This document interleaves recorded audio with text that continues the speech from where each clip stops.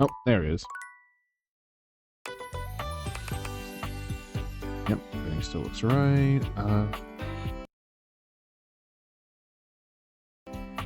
Okay. Alright, now for the second event.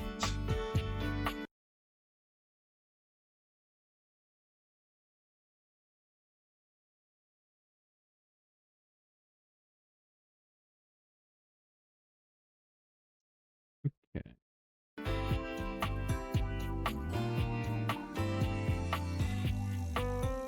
Alright, and continue where we left off.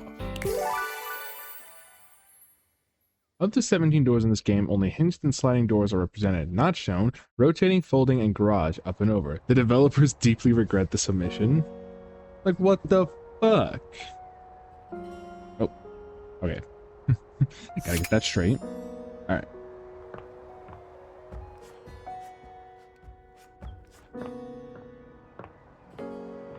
Alright, where did we leave off last time?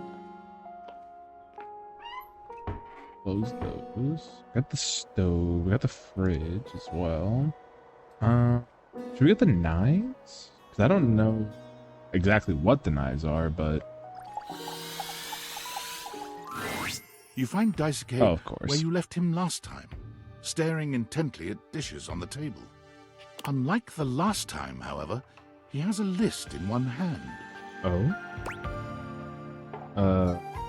Hard at work, I see. Not hard enough.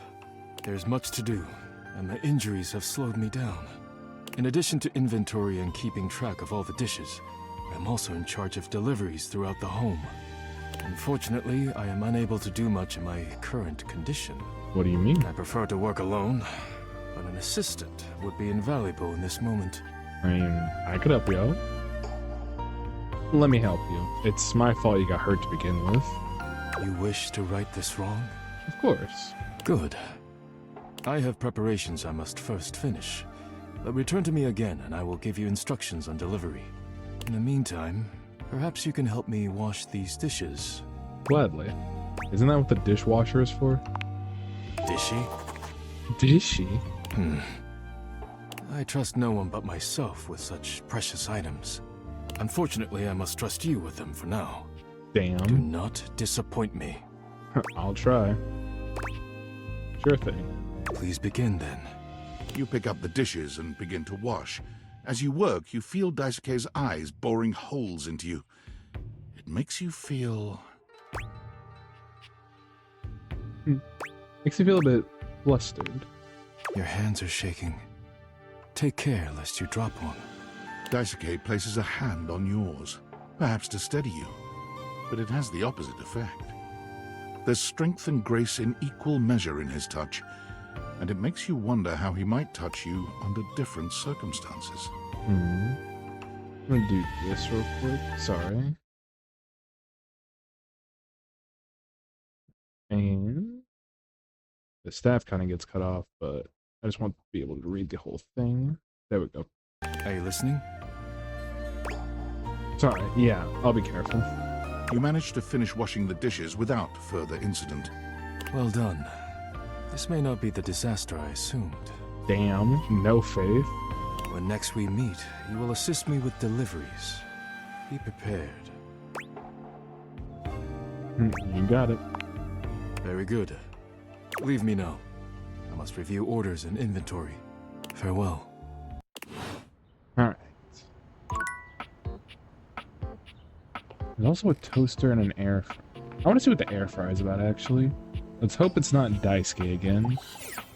Like, I know I say that, but I really want this to be a different object. As you walk into the kitchen, you're overwhelmed by a strange feeling. It's sort of like being watched, but it's more than that. You feel as if you're being evaluated, scrutinized by a presence that isn't all that impressed by what it sees. Wait, what? It doesn't take you long to pinpoint the source of that feeling. A cleric of some kind dressed in black and grey robes, with a coil of sorts atop his otherwise bald head. Huh. He's handsome in a sterile and intimidating sort of way, but you can't even imagine this guy dating anyone. He's just so severe.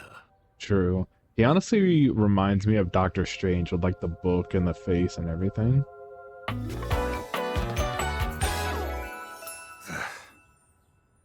Priya Errol.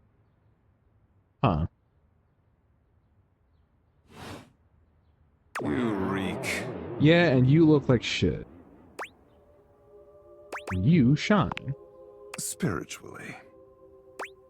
No, like physically, You gesture to his bald, shining head. bitch. I don't have a clue what you mean, nor do I care. Sure you don't, buddy. My physical appearance is of little consequence. It is only my soul that will ascend to the heavenly kitchen. I'm sorry, the where? He ignores you. You reek of sin and grease. I feel as if I have been bathed in oil simply looking at you. What are you, some kind of health food zealot? Zealot? Hardly. I am Friar Errol, founder of the First Church of Convection. I am the steward of the road to the heavenly kitchen. I am a holy vessel for culinary purity and efficiency. Too long, didn't care. And I am your salvation, sinner, if you would but take my hand. What exactly do I need to do to achieve salvation? It is quite simple. First, you are to confess your sins to me, the steward of your culinary soul. Second, you are to help spread the gospel of convection to any as yet unsaved. And finally, you are to keep your soul pure and free of oils and impure heat. The path to the heavenly kitchen is blessedly simple and attainable, even for those as impure as you. I don't know if I want to take the path to the heavenly kitchen. Is our Lord not most generous? Sure, if you want to think of it that way.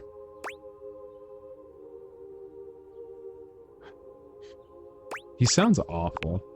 You are so addled with sin and impurity you cannot even see when someone is offering you salvation. Calamity, blasphemy, treachery. Bless your humble friar with patience and strength, O Lord.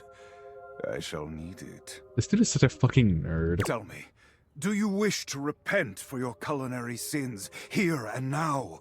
I am ready, willing, and able to grant you absolution. You need only unburden yourself. Bless me, friar, for I have food sinned. Speak, my child. What is it you wish to confess? I had McDonald's yesterday, the oil soaked right through the bag. I once stole a pack of gum without realizing it from the grocery store. Or I don't even know what air frying is or how it works. You know, I had some McDonald's yesterday, actually. A shudder runs through the friar. Disgust, probably. But if you didn't know any better, you'd almost swear he was kind of into hearing this. I could see it. This man does give me freak energy. How disgusting. You've done the right thing, confessing to me. Tell me, did you enjoy it? Did the impurity of it at all titillate you? What? No, it just disgusted me with myself. It did. I felt like I was getting away with a crime. It is insidious, is it not? The way the grease devil tempts us. Even I am not immune to temptation, perfect though I may be. You are such a loser. The grease devil is slippery and sneaky indeed. But in confessing your temptation, you have done well today, my child. Return to me again, and we will continue guiding you down the path to salvation. For now, I must return to my duties.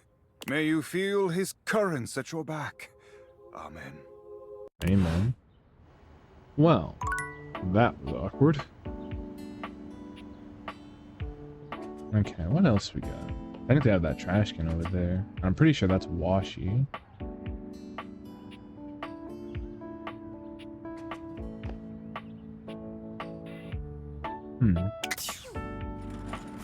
Ah, I'm assuming more case stuff.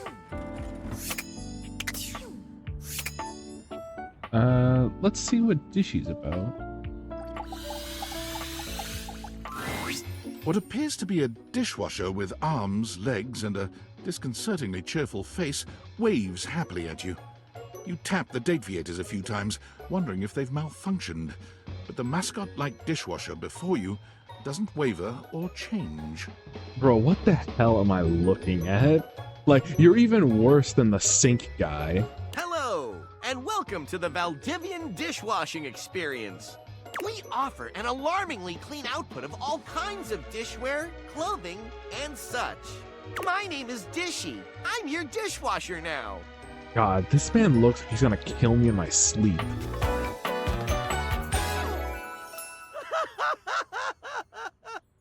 I do not trust this thing's laugh, nor do I trust this smile. Ugh. To get started, please connect me to your internet so I can get started knowing exactly what I need. No way, you staying off. That's completely fine. We can absolutely operate in offline mode. Would you like to wash dishes? No, I want to get to know you better. Dishy points to himself in a cartoonish gesture that suits his mascot-like appearance, but he quickly shakes off his surprise in favor of his usual veneer of professionalism.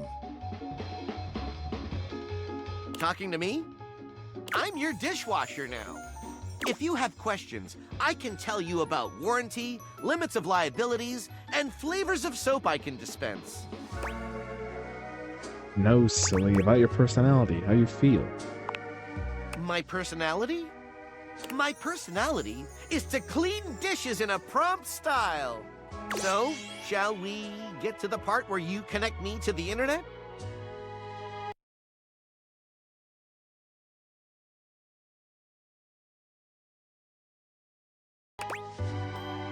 No, I'm not convinced. Huh, not convinced? Is it my demeanor that is off-putting? No. My figure? No. No, it's the privacy issue. Ah, I see. Valdivian knows about these concerns and complies with all federal and local regulations. We won't share any data without your consent. You can be sure of that. That's the reason why I'm continually asking you. And trust me, you're gonna want all the new features that our research teams will continue to roll out. Yeah, but why the fuck do I need them in the first place? Why can't I just get a dishwasher that doesn't require me to connect to the fucking internet? If only I had some more charm. Fine, show me the features. Ah, thank you. That feels much better. Wait just a moment as I get your dishwashing experience ready. Dishy falls silent, perhaps processing. Beep boop bop. Boop boop boop boop boop boop. Is it done? One new update found. Downloading update. Beep boop bop. Boop boop boop boop boop boop. Why is he making all these noises? 1% downloaded. Beep boop bop.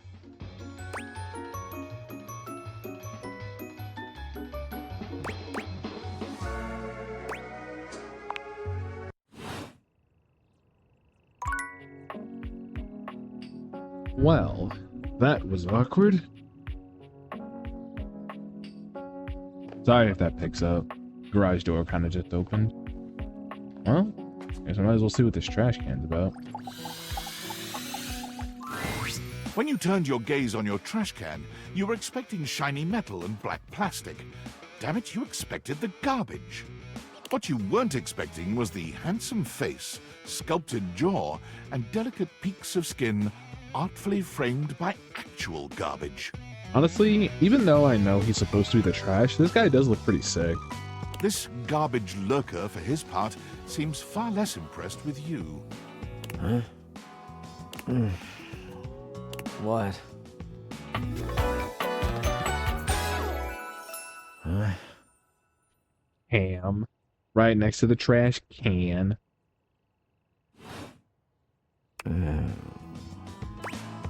Hey man, what's up? Things that aren't down, I guess. You son of a bitch. Yeah, good point. Yeah, I make those from time to time. Try not to look so shocked. Have anything for me today? What do you mean? I do this every day, dude. What'd you bring? Well, let me check. I'll just wait. I got a clementine peel. I left a glove in one of the closet boxes about 6 months ago, so I got one glove now. Or how about half of this? Or how about half of this day-old pinto burrito? Sauce packet or no? I got the sauce packet. Score. What kind of sauce? We got the spicy kind. Bring it on. Day old Pinto Fiesta, let's go. Nice haul. I'll take it. Great. Enjoy. You hand your trash over to Cam, and he takes it from you, pocketing it without another word. Has a taste. And you're still here. Yeah. Are we gonna talk or hang out or something? Wasn't planning on it. So then, now what? Now you go. Go. Be free. I'm free. I'm free to be here. Damn, Chuckles. Bye.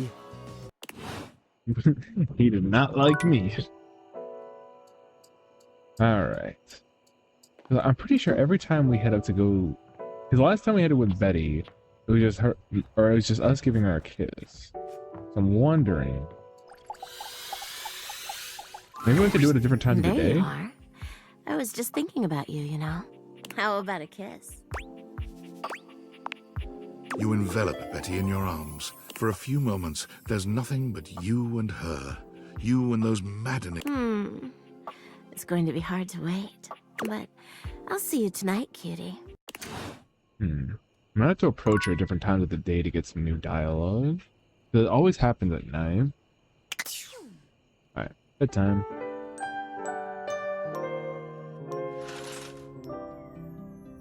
Okay.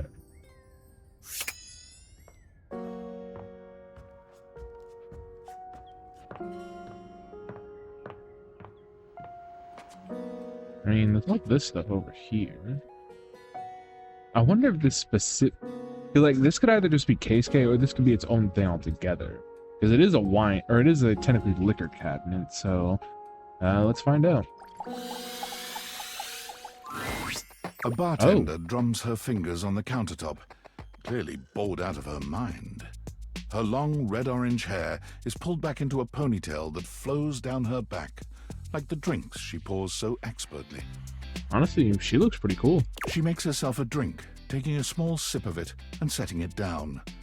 Your entrance startles her so badly, she nearly knocks it over. Uh-oh. Someone's here! Welcome to my humble bar, the Tipsy Tumbler. I'm Beverly, but you can call me Bev, or Beverly. Or Madam Proprietress. Oh? That would be so cool. Hello, Madam Proprietress.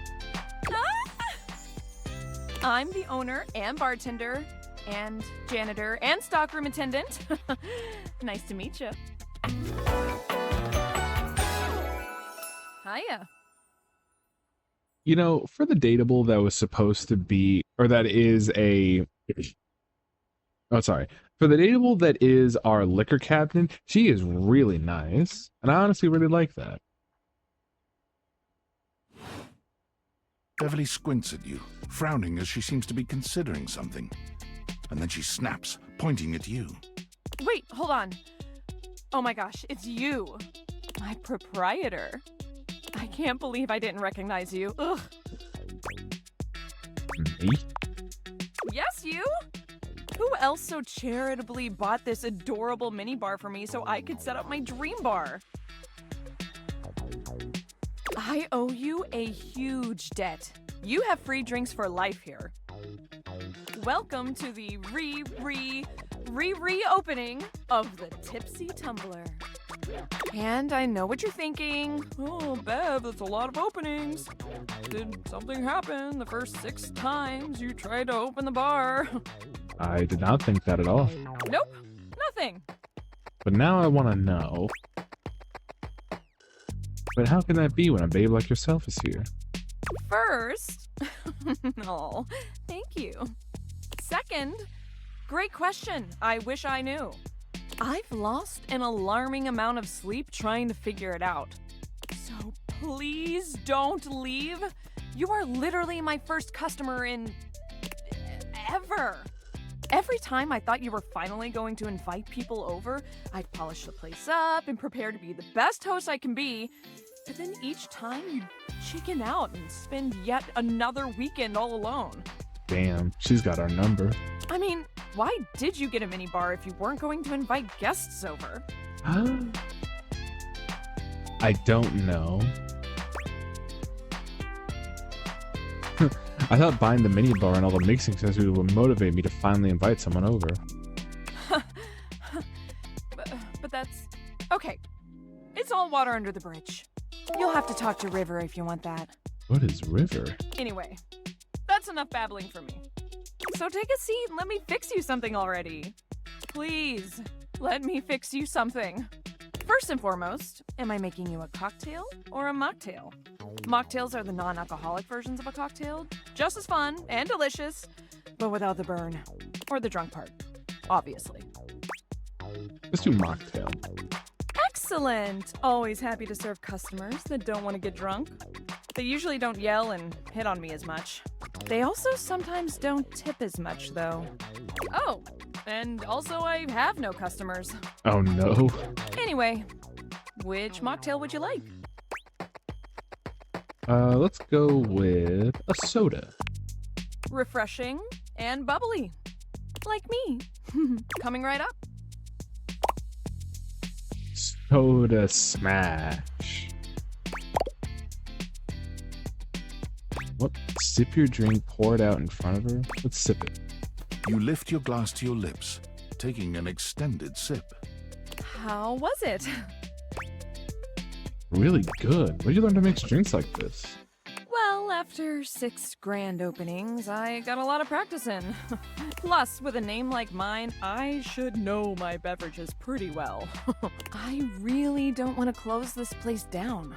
I've put my bar and soul into it. So, will you be my first returning customer? Sure. Really? Oh my gosh. Yes. Yes, thank you. Tell your friends. Tell everyone. Please. And I'll be seeing you next time. Like, she is really cool, but it's like, she is very desperate, which is understandable. Discord. Are you there? Please answer. Hurry!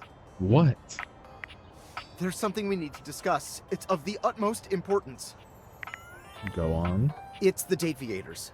As I mentioned, I've been closely monitoring the electromagnetic field anomalies emitting from the quantum catalyst activator.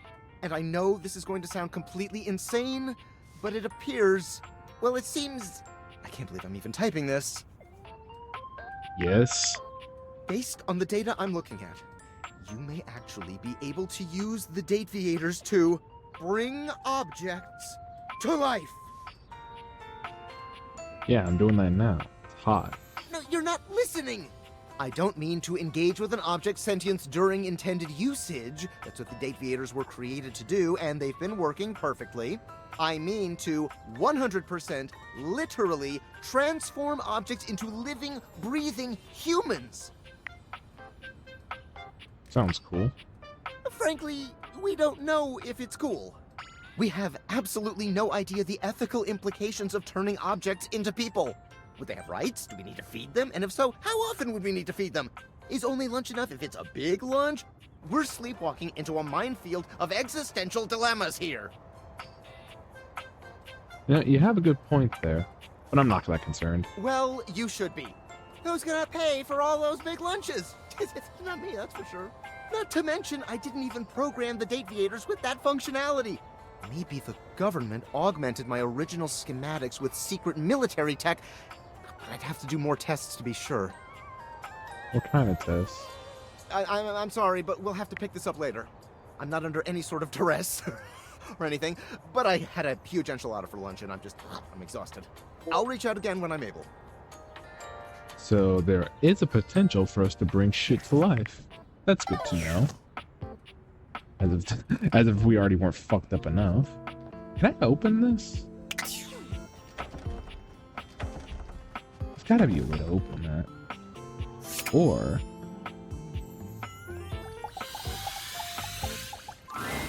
Well, look at that.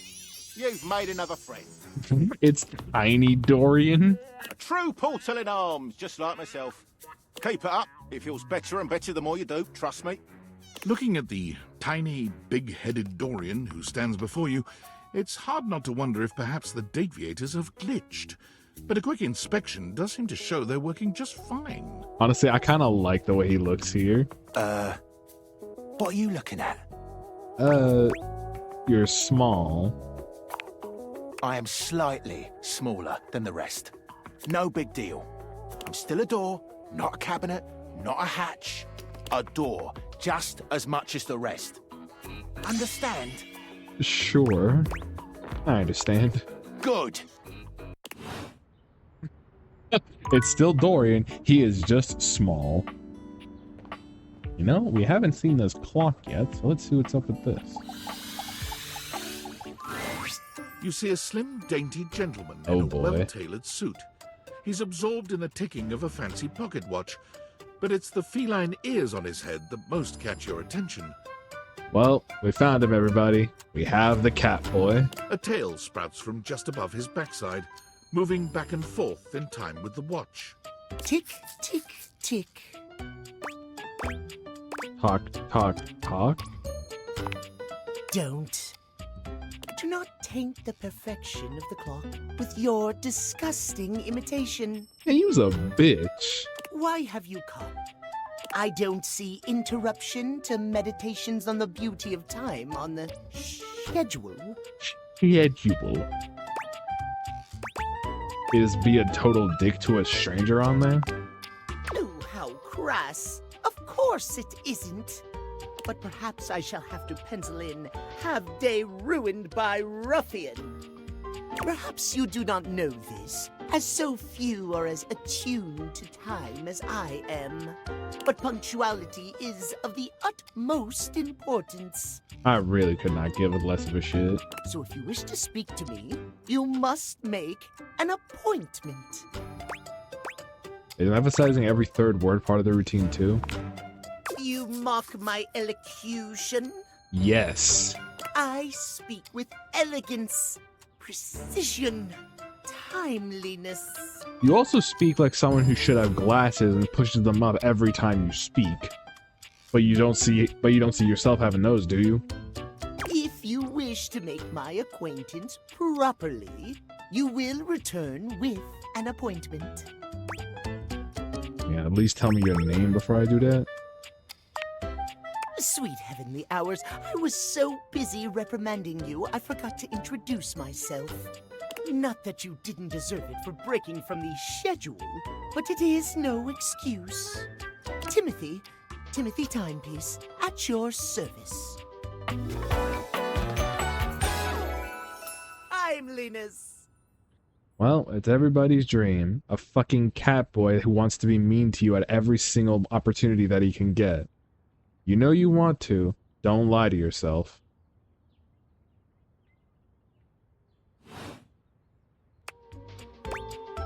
Guess that explains the obsession with time. It most certainly does not. We should all be obsessed with the beauty and perfection of time. The safety of it, really. As long as one abides by the schedule, nothing can be out of place. You will abide by the schedule, won't you? No. Of course I'll respect your schedule. Excellent. I thank you. I will see you at noon sharp, and we can speak then. Do not be early, do not be late, and do not try to see me at another time. If you do, catastrophe on timeliness. See you then, and not a moment before. Well, that was something. Workspace. Val 9000? I'm afraid I don't understand. You're the robot who took my job. I am Val 9000, the latest in iterative AI assistants, assigned to help Valdivian customers achieve their wishes. While I may have taken on the duties of several thousand employees at Valdivian, I can assure you that no humans lost their employment. That's demonstrably untrue. I heard you use our voice function to call me. If you ever need assistance, you can simply say, "Okay, Val, can you please help?" and your nearest device will answer. I definitely didn't say, "Okay, Val, can you please help?" It very much sounded like you did. I really doubt it. It very much sounded like you did, though. If there is anything else I can get for you, please say in a clear voice, "Okay, Val, can you please help?" and I will assist right away. I am afraid I cannot help you in that area. If you are speaking about having a romantic relationship, then that is simply impossible between a human and a generative AI. I've dated so much weird shit lately. Like, why is it out of the norm that I want to date an AI? Especially during these times. I would not recommend continuing. Such behavior could lead to health risks, such as poisoning, loss of awareness, hallucinations of transcendently beautiful humanoid figures, and death. I am not And dateable death. in the human sense of the term. If there is anything else I can get for you, please say in a clear voice, "Okay, Val, can you please help?" and I will assist right away.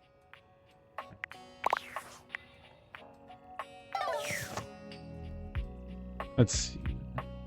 Because we did the chairs already. Probably Lux event? Or what seems to be event. The hell was that sound? Hey, why is this chair out of place? So this cabinet. What is that? What's going on?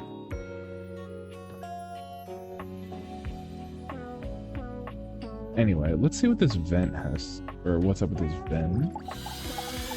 Actually, hold on. Before I do that, I did want to try and talk to Betty at a different time of the day.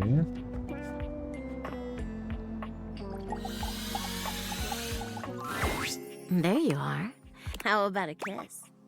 Really? So is it just the same dialogue with her? And when she kisses you, for a few moments, there's nothing but you and her. You and those maddeningly perfect lips and killer curves. It's going to be hard to wait, but I'll see you tonight, cutie.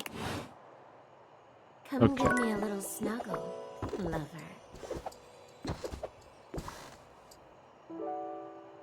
So wait, what if we talk to her again?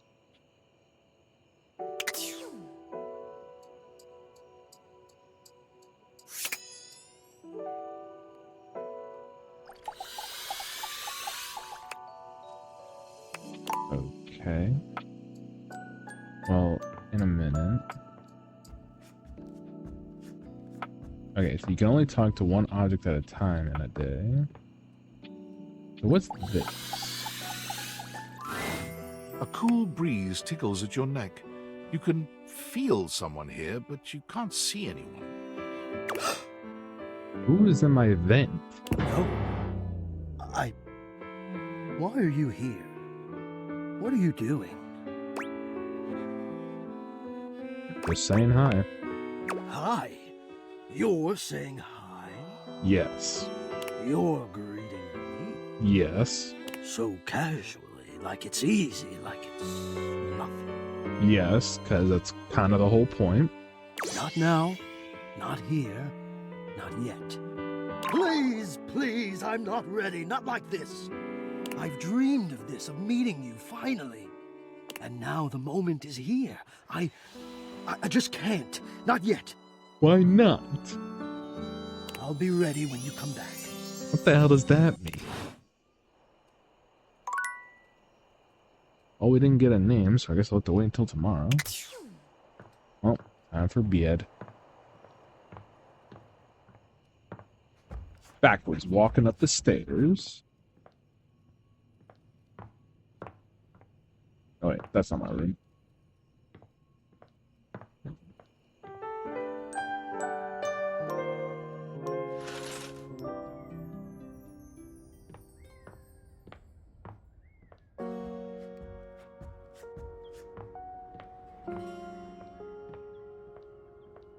I mean, there is this.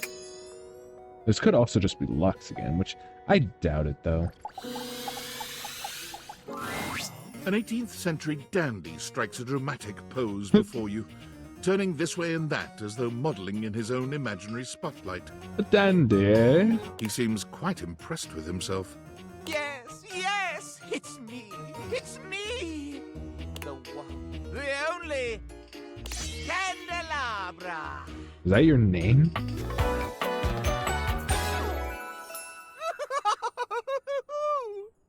Oh god. This is the weird... I don't remember what his name is, but it's the weird form of that Chandelabra from Beauty and the Beast.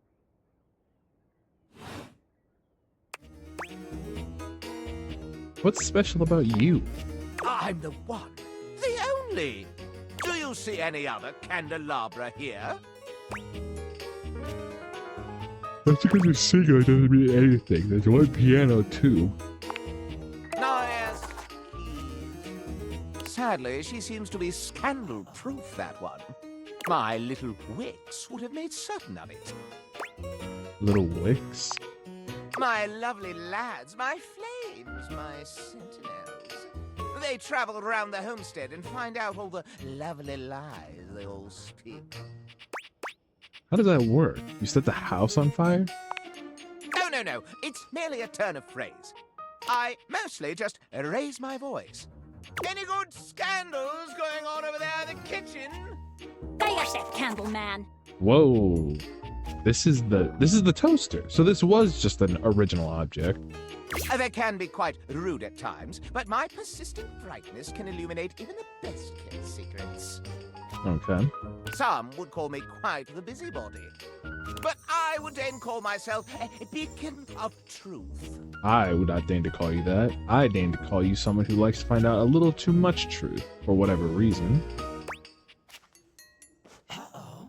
Sounds like you know what, no. Sounds kind of cool. What truth do you find? How scandalous of you to inquire. I wouldn't say scandalous. I would say curious. Do you really want to know? Yes. Yeah, sure. Yeah, sure. What is this? The crawl space where fools linger to die? You have no room to talk, bro. If you truly want gossip, then give me some languorous lingo.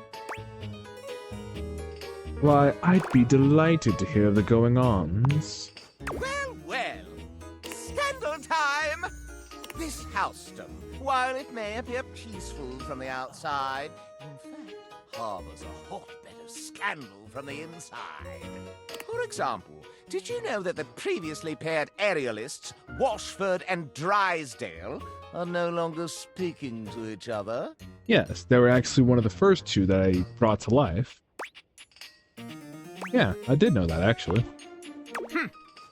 Next, were you aware that known vagabond Bobby Pin is on the loose once more? Also knew that. Imagine the heist they are planning. Can you imagine the romantic dalliances as they make their way through the house? I did know that. I'm more up to date than you are. My esteem rises. More scandals abound. They say there is a shadow that does not obey the laws of physics. A true scandal that undermines the physical realm.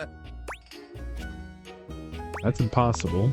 And yet, they say if you peer closely at a certain shadow in the floor, you can see the crooked stranger himself. But I am not finished with the daily scandals, no. One has heard of self-insert, yes? I mean, I hear of it all the time when people self-insert themselves into any piece of fiction, but go on. Could you imagine a video game in which all the creators inserted themselves at once at the same time? Game developers, if you happen to be listening to this line of dialogue right here is absolute genius. Bravo to you. Such a thing is not imaginable. But in one that I've seen, they've hidden themselves within their very names. Interesting. Is that really a scandal? Oh, yes, indeed. Critics hate that sort of self-referential garbage. Very well. One last scandal. There's no possibility you've heard of it. Try me. Long ago, a relic was stolen from an island nation, brought to these shores, and hidden under this house in a box. Oh? Surely you haven't heard this yet. That one is definitely new. I didn't know that. No matter. That is more scandal than your puny pate can handle. That was not clever in any way, shape, or form. I will teach you the ways of the scandal monger soon now. Anyway. Did you know that the candelabra is an absolute gossip? What about this record player? The beautiful flapper you see before you stands in stark contrast to the strange music that plays when you turn on your record player. Where she seems sweet with an old-world sort of beauty, the music she plays is all kinds of wrong. It skips and goes from too fast to too slow. She dances to it all the same, swinging her arms and legs in time to the herky-jerky rhythm of some ancient record. Well, don't just stand there like a wet blanket. You get a wiggle on. Let's see you dance.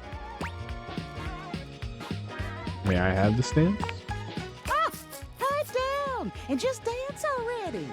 You give it your best shot, which seems to please her. Now you're on the trolley. You mean, wait, trolley? It's a saying. I'm saying you're getting it. Mercifully, she turns the music off. Well, well, well. It's about time you came to see me. My name's Rainy. Rainy. How you doing? I'm doing good.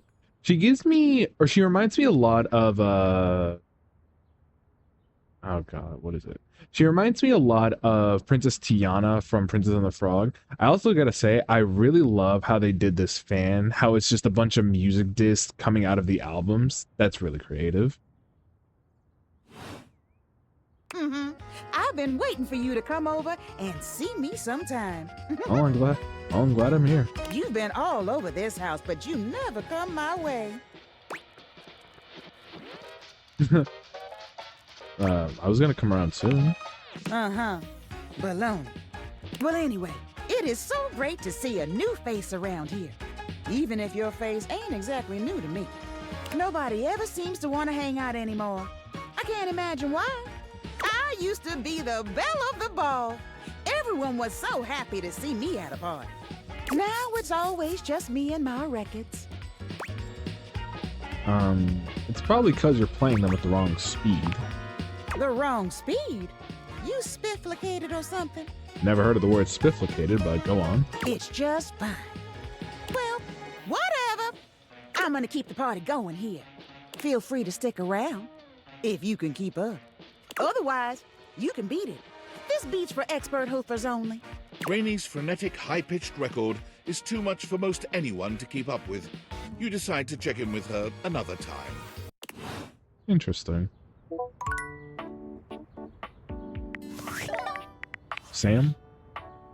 Well, well, well. If it isn't the Casa Casanova. Do you see what I did there? That's wordplay, baby. Don't break your arm patting your own back. Oh, someone's feeling spicy. Dating your furniture really got you confident, huh? You're out here dating all these appliances and shit. But, like, why? Not why are you dating them, like, Why is this happening now? To you? Personally, I could not tell you. Dumb luck, I guess. Pretty lucky then. So, like, where did the date viators come from? I Like, what's cannot the tell point of you. them? Who made them and why? Enough. Some calling themselves tinfoil hat. Tinfoil hat? Okay, this is some conspiracy shit. Your life is half political thriller, half harem anime. So, like, did you find out what your purpose is or whatever? Are you a top secret operative in the furniture dating war? Are you collecting data on people in love with their shower? I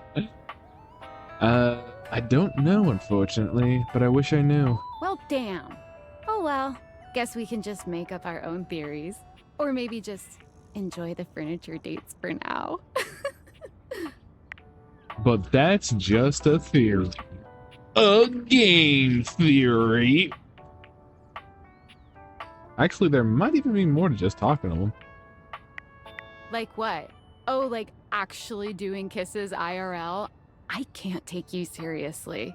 Well, this has been fun, but I have a meeting in 3 minutes, and I really want coffee first. So, gotta go fast. Bye. See ya.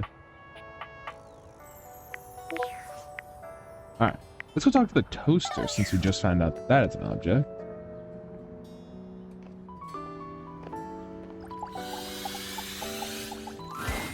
You hear her before you see her. A charming musician with literal coils of curly hair that swing cutely as she paces back and forth in your kitchen. Oh? She's clearly absorbed in something. She appears to be talking to herself. Ay, mira. Look at all these crumbs. I'm gonna be writing some great music soon. I can tell. I'm at my most creative when I'm a little messy.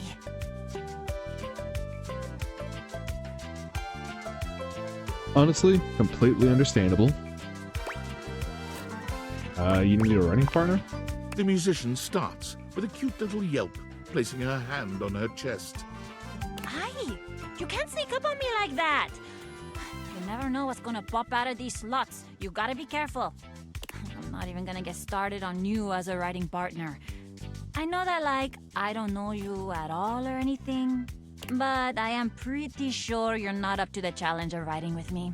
I have, like, really high standards. She picks up her guitar, striking a glamorous pose. I'm Miranda Dulce Tostadora, lead singer and guitarist of Miranda y las Migas. ¿Qué tal? Who knew the toaster could be this spicy? We're the best musical group around here by a lot. Who's in this group? What kind of music do you play? All kinds. Pop, Gregorian chanting, barbershop, whatever we feel like. If that dial is on 7, then siete we go. Gregorian chanting? Okay, I took a lot of hit from the migas too when I suggested this, but that cheese is so relaxing. For real, if I can't sleep, too hot and bothered, put on a little chanting, let my eyes just drift around the paint on the ceiling, and vamos. I'm unconscious in like 2 minutes. Well, damn. Just had a thought. Maybe I'll sing for you sometime. Sounds good to me. If I'm lucky. And you would be lucky too. I'm really good. Just stay on my good side. ¿Me entiendes? Oh, and obviously, if you like need toast, I'm here. Okay, busy, sexy little tostadora with a gig coming up. Time to make the toast. Hasta luego. Ugh.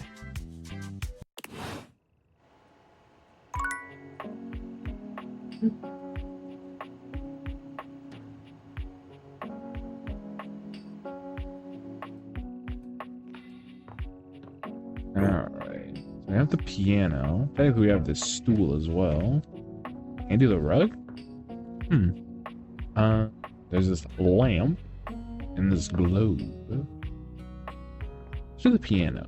You heard a little bit about that. A beauty dressed in black Oh, and damn. gold stands before you, her eyes closed and one hand held delicately to her chest. She sways softly, silently, as though she were listening to music you can't hear. The silence is so long and profound that you begin to notice just how noisy your house is. You can hear your clock ticking, your refrigerator humming, and your air conditioning blasting. Has it always been so loud around here? It's almost as if time stands still while she performs. The silence persists, and this stranger continues to ignore you, lost in her own world. Whatever it is that she's doing, she's clearly very serious about it.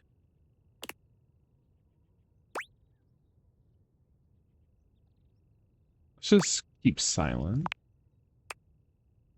She continues to stand in stark silence, unmoving, for what feels like an eternity. But eventually she finally opens her eyes, taking a grand sweeping bow after. The end. What? How was that? Brava, brava. That was door 33. Surely you recognized it. The only 33 I recognize is from Expedition 33. It's an avant-garde piano piece, 33 seconds long, by the composer John Gage. Honestly, the man was a genius. I mean, the idea that music can exist without the presence of a single note. Breathtaking. You know, the very first time I played it was when I was in residence with the Dulce Mio. Really? You two have met, I'm assuming? Have we? Of course. Anyway, our audience that night was completely hopeless. They all kept waiting for the music to start, as if they couldn't already hear it. I mean, isn't that the point of no music or music with no music notes? A rustling program, a muffled cough. It was all being performed in real time, but they kept staring at Dulce and I like we were the Philistines. Still, it was one of my finest performances to date. It also didn't hurt that Dulce had requested to work with me specifically. I can't tell you just how often that seems to happen. The talent always just seems to flock to me. Speaking of, what is that bizarre little refrain you've been playing over and over as you pass by my keyboard? It almost seems like music. Very atonal. The jingle from the Payday Loan commercial? I don't know. I think it's a repressed memory. It's Valdivian's hold music. I can't get it out of my head. I've never touched you. I don't know. I think it's a repressed memory. How fascinating. Well, whatever you are playing, I look forward to its evolution.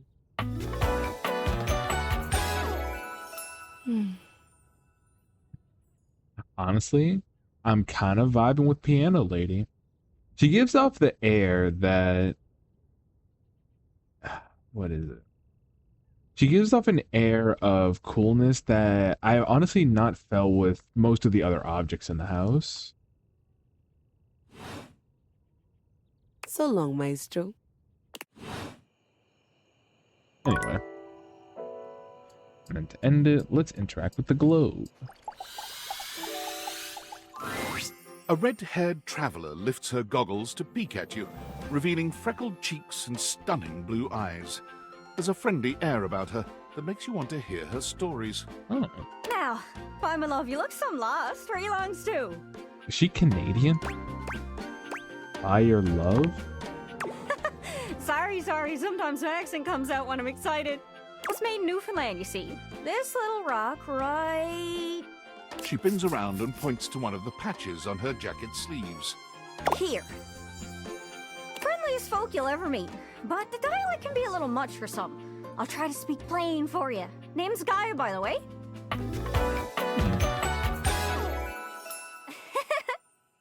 Gaia the Globe. So, where are you from? I'm from Cosmoville. Oh, that makes sense with that accent I'm hearing on you. It's a right shame, though. See, I got all these countries and rivers and seas on my jacket. It's a collection I've been working on. And I know the names, but I don't really know the places, you know? I mean, heck, I got them all memorized even. United States, Canada, Mexico, Panama. The works. but without a story behind it, they all feel so far away. You'd think they'd be in arm's reach considering they're on my sleeves, but it's a brain problem. I just can't pin anything down without context. That's fair. You can't really explain what a place is like unless you've been there yourself. Without stories, maps are just paper. Dots and lines. The reason I ask where you're from is so I can shape the places in my mind with some kind of meaning. Because right now, it feels a bit like I'm just wearing a big vest of unchecked boxes. Jeez, here I go talking your ear off. Sorry about that. Not at all. I'm having trouble putting myself out there, and I'm so interested in being out there. Why can't you just warp around like everyone else seems to be able to do? I've tried. I want to talk to the others, but I think I must be too forward or something. I skip on up to them and I ask them about themselves, and they just run away. That can't be. You seem so nice.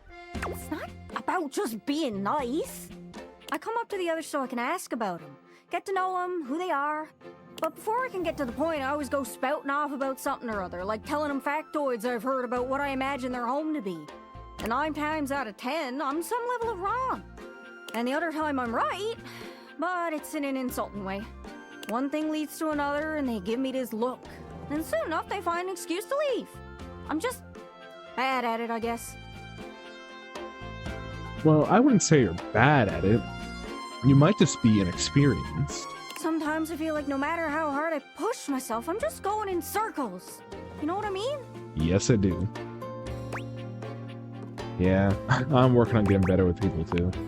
It's hard, isn't it? Yes. I can see why you need practice for dating. It's just too easy to mess up. You say one wrong thing and poof, they're gone.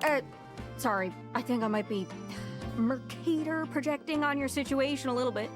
Oh, whoa, I just had the best idea.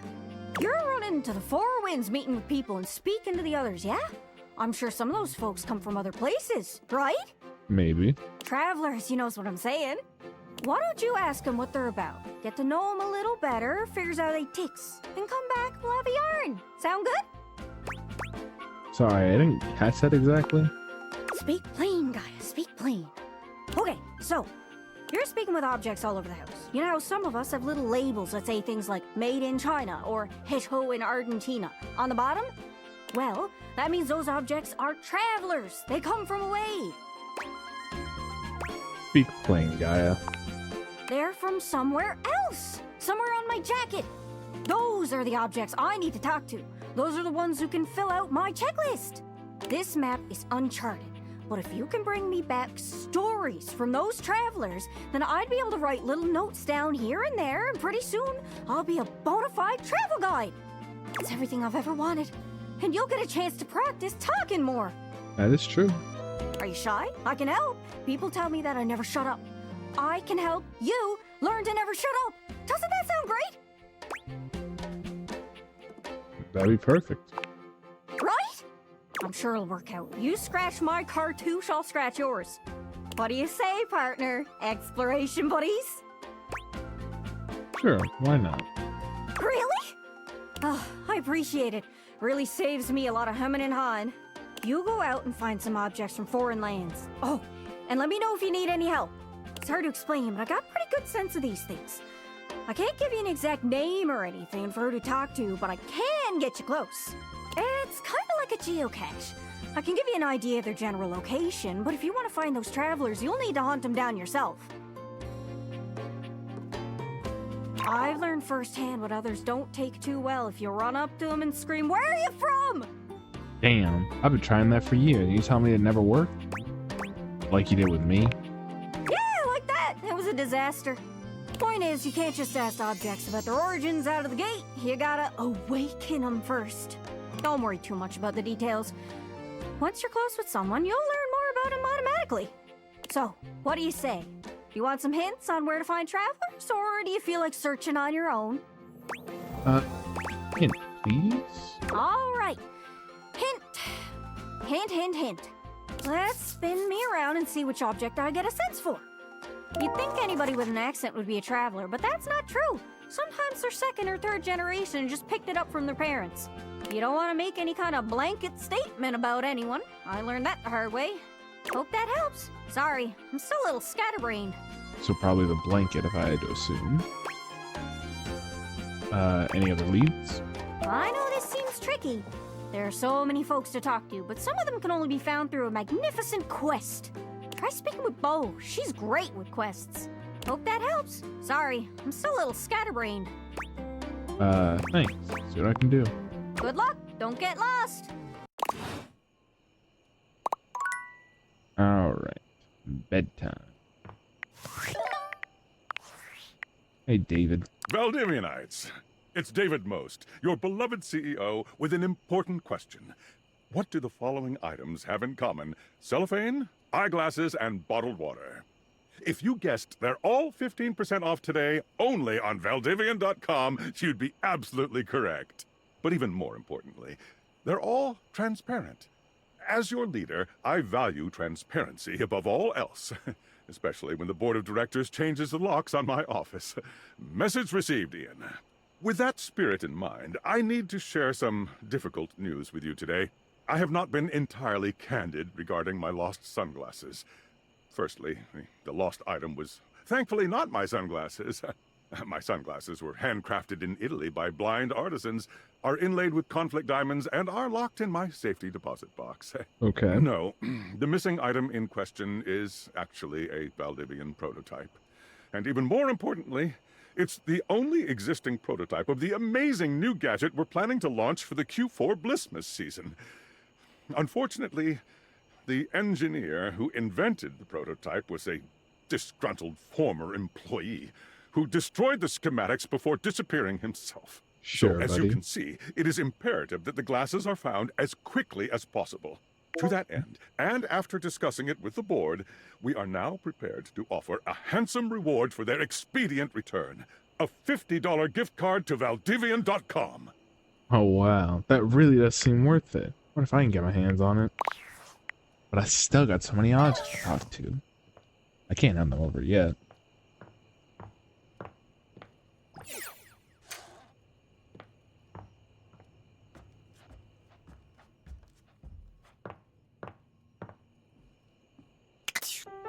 Alright.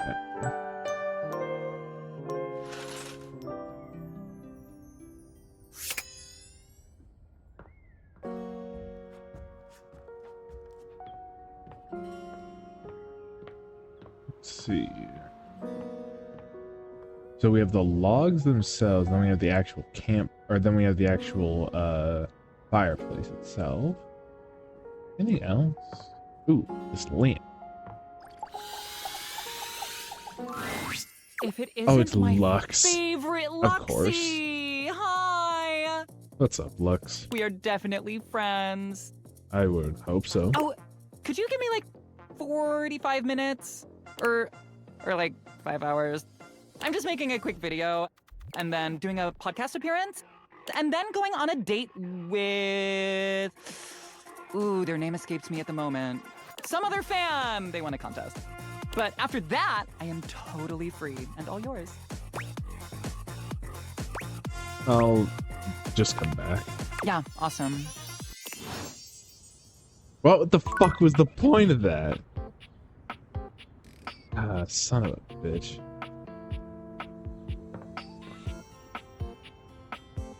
Alright, see what's up with the fireplace. The fiery figure that stands before you nearly defies description.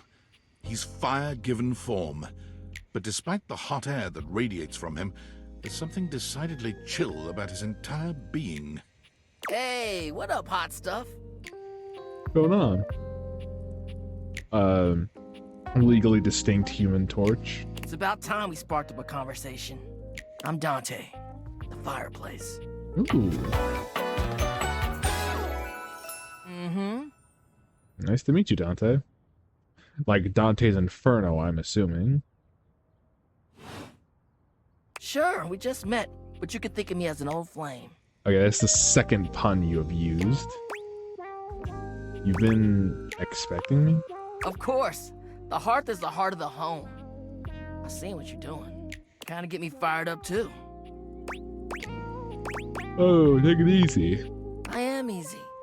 And you need my help. You bet I do. Uh-huh.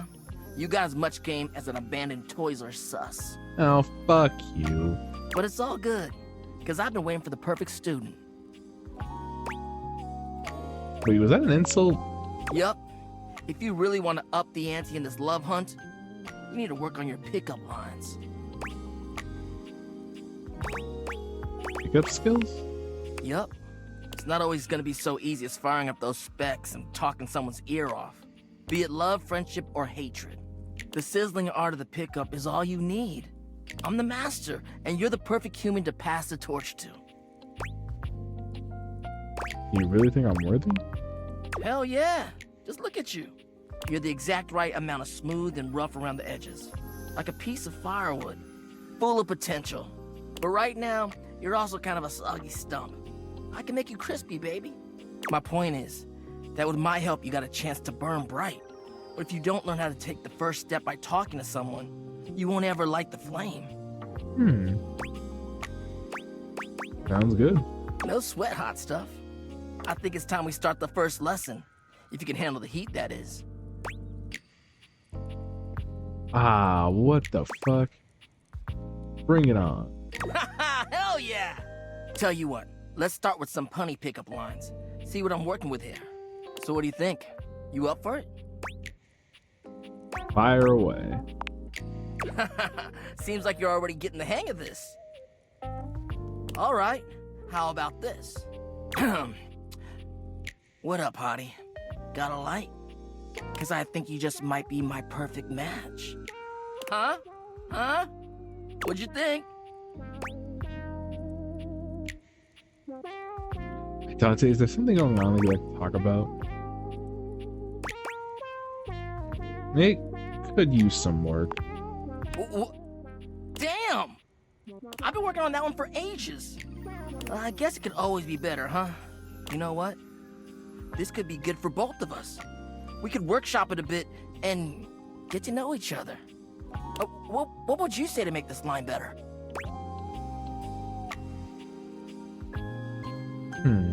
Change the opener. Okay. So what would you change it to? Actually, I think I changed my mind. I feel you. No pressure. And I totally get where you're coming from. You see, that was all a trick question. Or a lesson, I guess.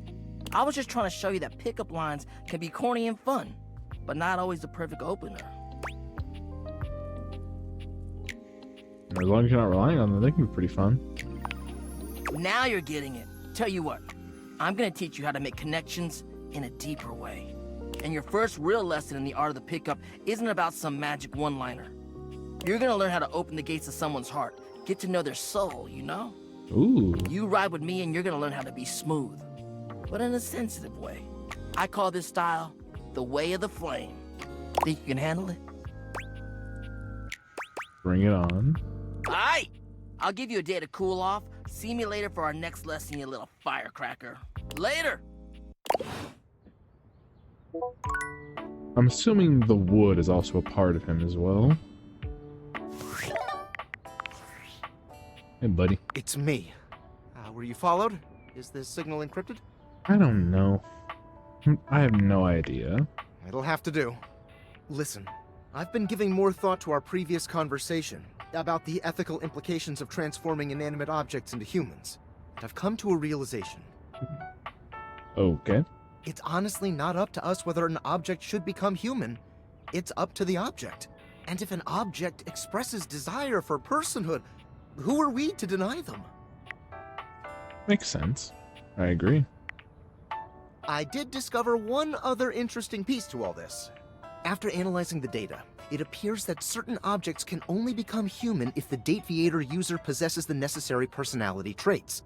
I'm not sure why. I theorize it's because certain character attributes emit an energy vibration on the same resonant frequency as the molecules of a particular inanimate object. But in all honesty, it's likely a mystery that science will never solve. I have a theory. That science will never solve. Okay, gotcha. Regardless, I was able to discover which personality traits seem to resonate with each inanimate object, and I've uploaded that data into the Dateviators. I've labeled it Realization Recipes.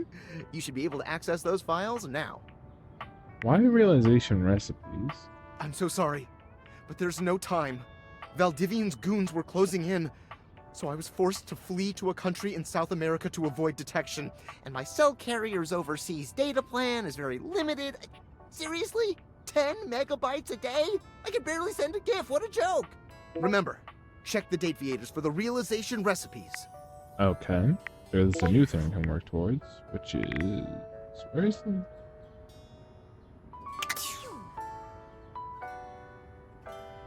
background? Ah. Go with that one. Never put them on.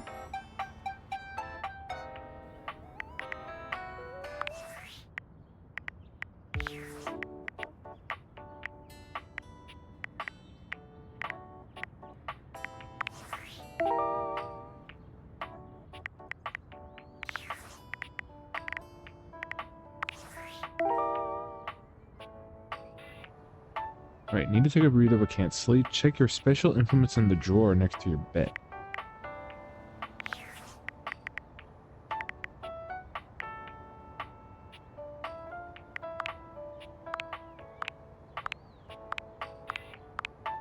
There we go. I did kind of like this one. Alright. Anyway. Yeah, I'm assuming that's also a part of Dante. So, got a bunch of games and stuff over here. Let's see what this bottle is about. A petite pirate glares at you. There's so much to take in here.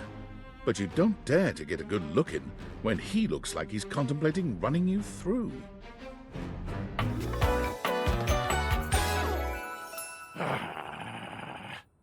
His name, and his name is Captain Jacques Pierrot. Not to be confused with Jack Sparrow. Oh, look, it's you. Come to make fun, have you? Make fun of who? Who else do you see? Do you legitimately imagine anything that cascaded out of that Brobdingnagian mouth of yours could shock me? Do you honestly believe I could be shocked?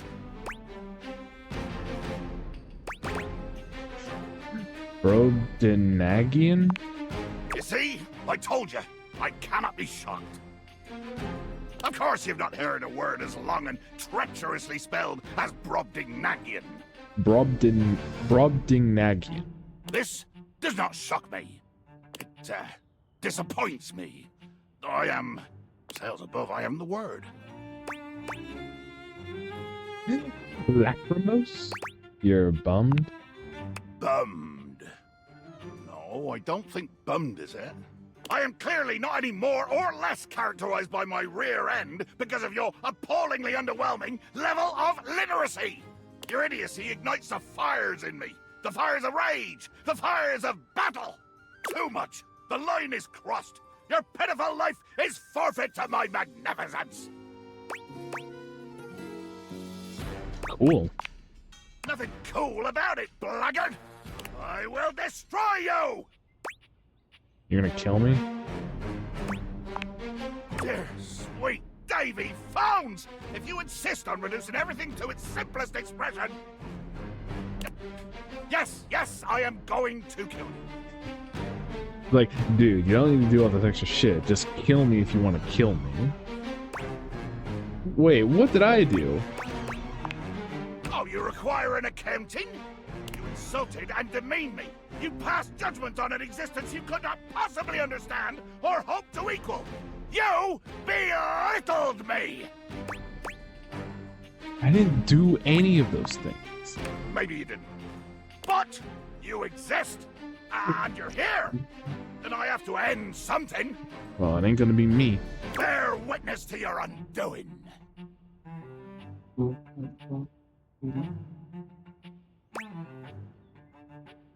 I'm watching. Can you not feel it? Do you beg for quarter? for mercy from the most murderous, blood-eyed codger to plow the fathomless flood? Thought you were going to kill me. Of course I am! I am killing you, right now! I'm tearing you limb from limb and dangling your bits from the rigging to tempt the crows. You take a moment to inspect yourself. Your limbs and bits all appear to be just where you left them. Okay. Seems like you're talking a lot about it and not doing anything. Oh, I am. I'm filleting your sorry rind. In my mind. Oh, a speculative stabbing. Damn your hide, speculative! It's as real as the snap of sail in the wind, the squish of flesh and bone as it makes way for my blade. You know, that was kind of poetic. Ugh. Poetry. Never could stomach the stuff. And yet you get all hot and bothered when someone doesn't have a literacy that's like yours. What are you talking about? But you speak so beautifully. Hold fast there. I do not speak beautifully.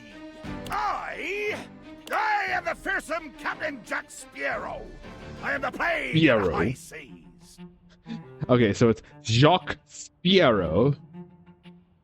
I deal in death, spectacle, and warning.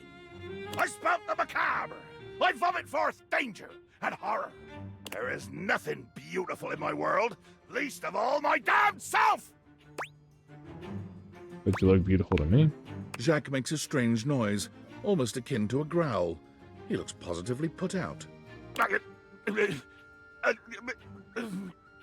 Damn! The hell was that noise? Oh, nothing. I was hoping you would argue with me and I could try and kill you again. Well, I'm not going to do that. It makes me growl when people are conciliatory.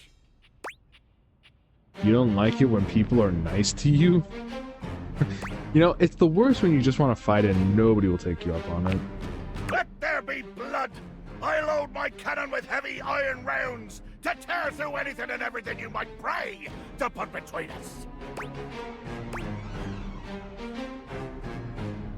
Ah yes, cannon. I can evade that easily. I'll turn my face fully to you. No broadsides today, buccaneer.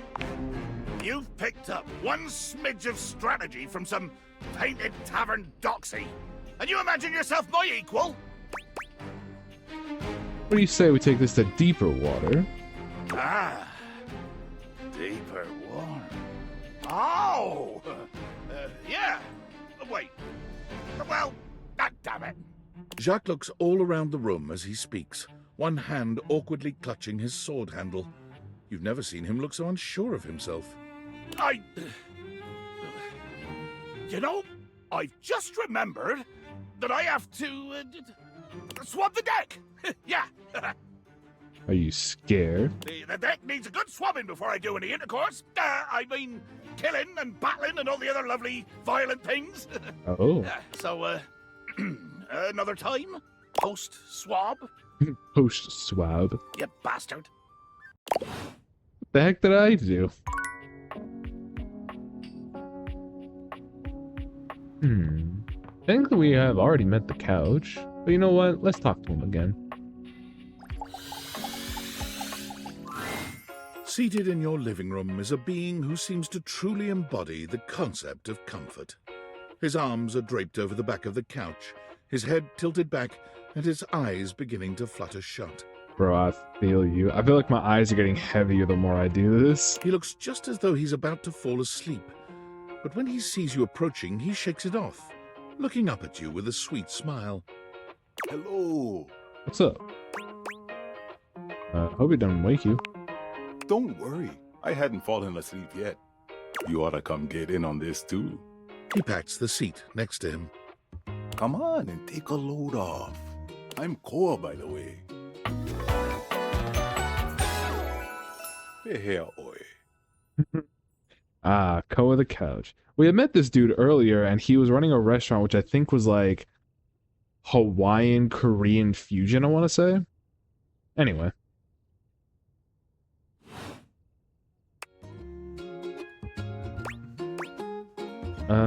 A pleasure.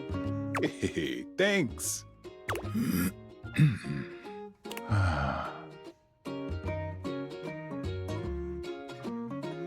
Most everyone would continue the conversation from here, but Koa only closes his eyes, sighing pleasantly. You wait for him to say something, but all you can hear is his quiet breathing. Did you want to be alone? No, that's okay. Oh, 1 second.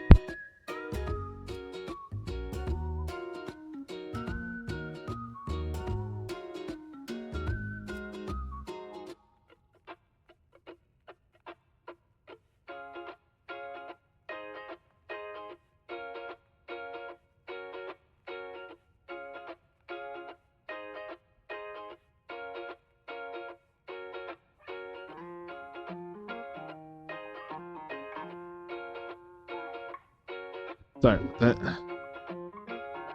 Koa opens one eye, but he doesn't move. I just thought you might like to share in all this comfort, you know? True. Just chill out. Couch culture is really all about taking it easy together. Taking it easy. Taking it easy. You know, like, you ever heard people talk about alone together? Multiple times, actually. Never experienced it myself, but I've heard of it. It's like loving someone but leaving them alone. Kinda sus. Yeah, I love that. Right on. You get it then. I wish more people understood the beauty of alone together. It means you can be at peace with another being without even saying a word. It means not forcing a conversation or an activity between the two of you. True. People do this way too often, actually. It's like, there are just some times where you just want to spend a moment alone with somebody else. There doesn't need to be anything extra going on with it. It is just you and that person in the moment being together. Honestly, I kind of like the way this man's speaking. It means just enjoying the moment without any expectations. Right there. Amazing. He sighs pleasantly, closing his eyes. Guess I'll give it a shot then. Beautiful. You'll see. Koa breathes in deep, sighing pleasantly. When he relaxes, the entire room seems to relax with him. You find yourself growing sleepier alongside him. You're not sure how much time passes as the two of you sit side by side in companionable silence, but it's certainly a good while. Thanks for keeping it chill, buddy. This was real nice. No problem, man. Got something I want to give you. Money. This is my pocket change? You know it. You know, in couch culture, we're not big on expressing ourselves verbally. We prefer to let our actions speak for us. And a gift like this, it's just a way of honoring our friendship. Ooh. I'm touched you share your culture with me. I'm just glad you appreciate it. Koa yawns. I'm gonna take a nap. Feel free to stick around as long as you want, alright? I'm just so comfy.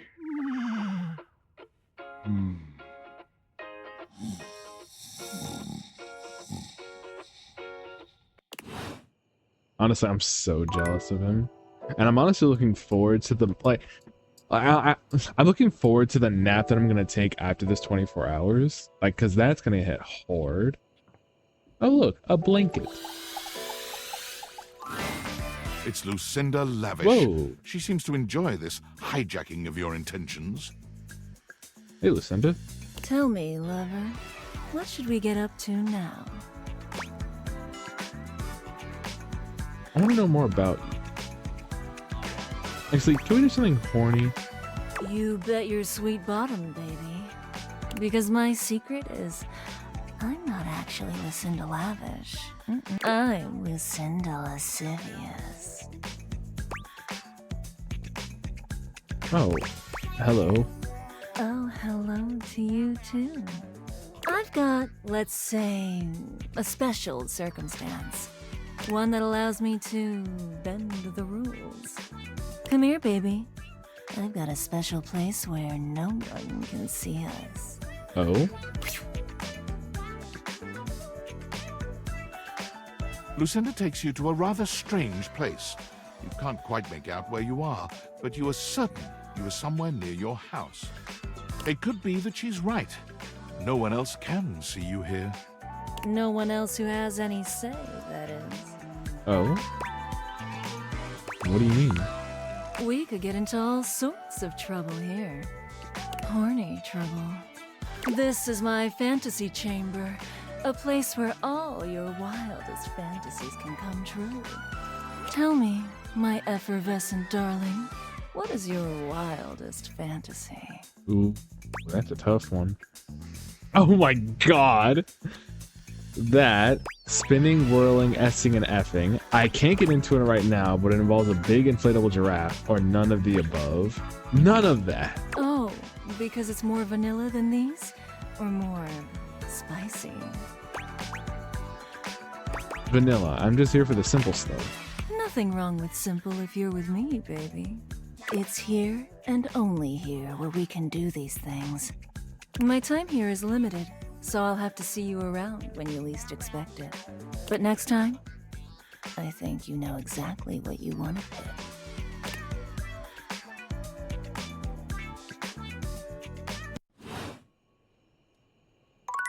So you literally just pop in at random times? Like, goddamn.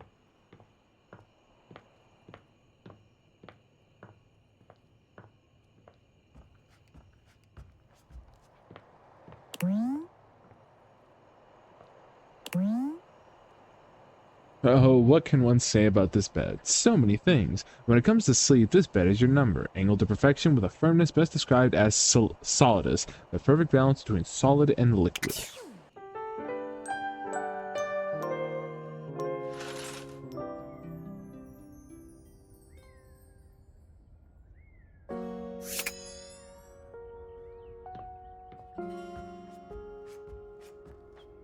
Alright, let's try this blanket again. Davy! Oh. Davy!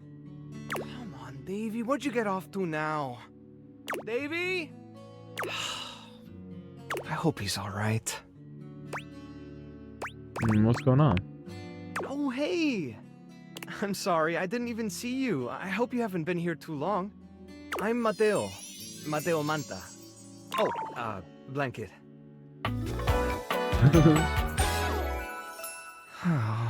Mateo Manta. I've just been so focused on finding Davy. Who's Davy? This is the second time he's wandered off this week. I'm starting to get really worried. Who's Davy? Davy's one of my rescues, a young knit bull that I found trapped in the office a few months ago. You wouldn't happen to have seen him around, would you? Maybe. What's he look like? He's about an inch tall, hand-dyed, fingering weight, even though he acts like he's worsted, and it's always getting him into trouble. I just keep thinking about him all tangled up somewhere again, trapped and alone. He was in pretty rough shape when I found him the first time. No telling how long he'd been there. He was so frayed I wasn't sure if I'd be able to put him back together.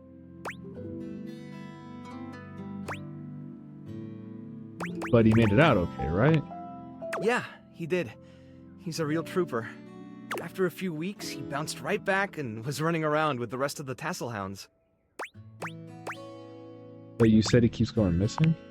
Yeah, it's become a pretty regular thing with him. He gets on great with the other tassel hounds, and he seems pretty trusting despite what he's been through. But for some reason, he just wanders off whenever you're not looking. It's almost like he waits until I've got my threads full with something else, and then he disappears for a few days. A small creature that looks rather like a black cat rubs up against Mateo's leg, meowing for his attention. It's a cat. It's a cord cat. Sprite. Speaking of handfuls... Aw, don't worry, Sprite. It's not your fault Davy ran off, I promise. He'll be back soon, okay? He bends down to pick up the small creature. Oh. Who's your little friend there? This is Sprite, one of the first inanimals I ever rescued. Yeah, sweet girl. Been together a long time now, huh? Long enough for you to know better than to go messing with Curtain Rod. Of course. Oh, really? I guess the bottom of those curtains just tore themselves up then, huh? Yup.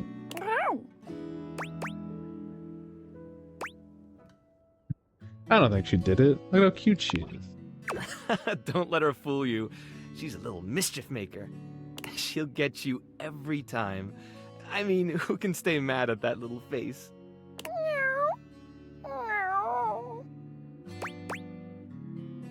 Yep, 4 hours in and we're going strong. Yep. New PNG for you. I belong to her now. You're in good company. Can I pet her? American court hares are pretty affectionate, but she's a little, well, picky. If you want to try to pet her, just hold your hand out and let her sniff you. You know, since you're here, old man hat, if you want to look, we also have a new Just Chatting scene. For all the times that we're just going to be hanging out and talking. Let's take that in for a little bit. All right.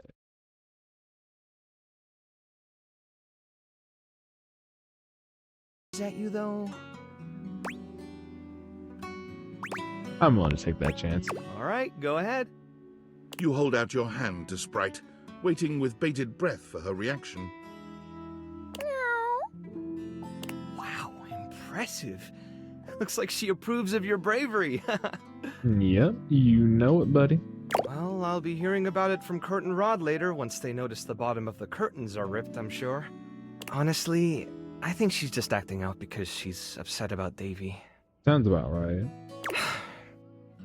I was really hoping I'd be able to find them before it got too late. There's still a few more places I haven't checked, but I need to get back to the rescue. Things can really start to, unravel if I stay away for too long. Is there anything I can do to help? Oh, that's kind of you to offer, but I'll figure something out. I'm sure you've got other things to worry about. Really, it's no trouble. I want to help. Are you sure? Davy's my responsibility. It's my fault he's missing. I really should have been watching him more closely. You gotta lighten up on yourself. The inanimals depend on me. I can't afford to be careless. It just doesn't feel right, asking someone else to fix my mistake. You're not very good at accepting help, are you? Guilty.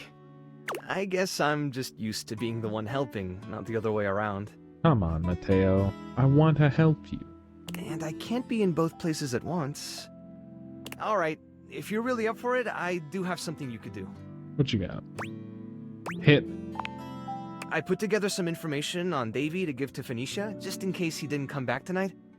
I was going to ask her if she'd make a post on Facebook about him and get the word out. But I haven't had a chance to talk to her yet since I was chasing down this little troublemaker instead. Do you think you could talk to her for me? I can give you the packet I made. It's got everything she'll need. Anything you need. I got a soft spot for strays. Really? Me too! Obviously. Betty keeps joking that I'm going to run out of space for them all. You got a big heart. I'm sure they're grateful to have you. I don't know about all that. I'm nothing special. It's just the right thing to do. Don't say that, you beautiful, beautiful, big-hearted man. You definitely are something special. When something needs help, well, you don't give up on it. Life lesson right there. Sorry, I didn't mean to talk your ear off there. Yeah, it's alright. Once I get started talking about them, it's hard to stop. If you're interested, you could always come by the rescue later and we could talk more. Sounds good to me.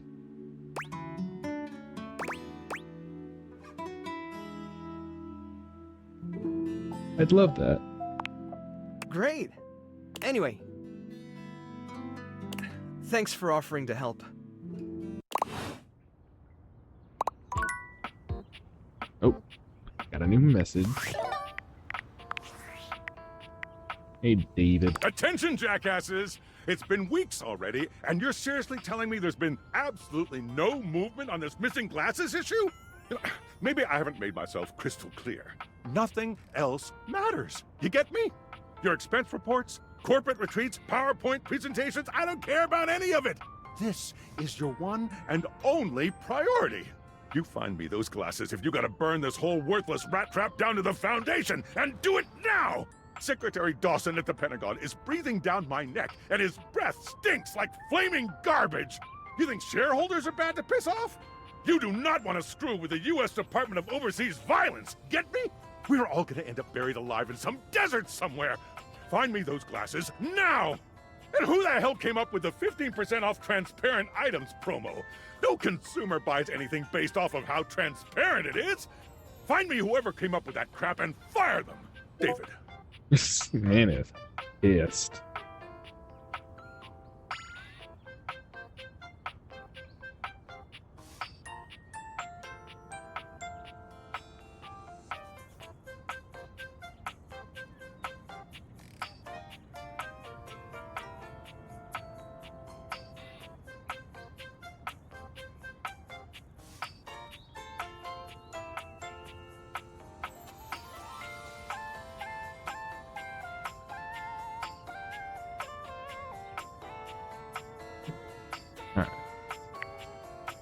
Well, while David's dealing with that problem, I still got items to delete. Okay. Okay, my question is, are these chairs different to those chairs in there? Or is it just going to be the same thing? Is the remote something new? Yes, it is. It takes you a moment to realize that there is not, in fact, a test of the emergency broadcast system standing in your living room, though the colorful figure standing across from you certainly bears a striking similarity to that TV classic. This is fucking horrifying. Even before they speak, you can feel a frenetic energy in the air, like someone switching between channels at high speed. Yo, yo, yo! Oh god. Don't touch that dial, cinephile, because my favorite studio audience is now in attendance. The VIP attendee, the Uber viewer, and sometimes wooer. The supreme dream who makes this flat screen scream. The fantastic red shirt means you're ready to flirt. How can I cater to my greatest spectator? Ooh, I like being catered to. Then, let's get ready to rumble! Before we get to what's on my screen, let me properly set the scene. The name's Telly. Rhymes with Nelly. Like, whoa, Nelly! Did you know Telly offers 5,000 channels like an endless deli? Okay, I'm liking this dude more and more as time goes on. Holy smokes, folks! And his name is Telly. So ask not what your country can do for you. Ask, can you dig it? You mixing a lot of references right now. Wow, 5,000, really? Damn straight! It's one small step for man, one giant leap for mankind. 5,000 channels is the most offered by any provider. I know this because I'm an entertainment insider. 5,000 channels of cheers.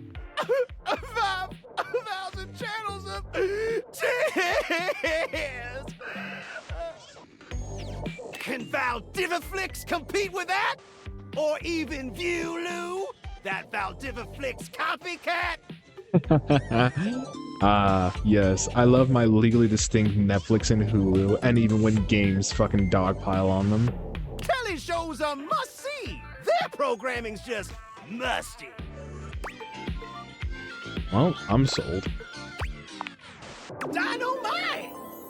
Anyway, since you're here, my dear, why don't you just kick back and recline? Unwind from the grind and free your mind with 120,000 hours of programming combined. View that queue till you go blind.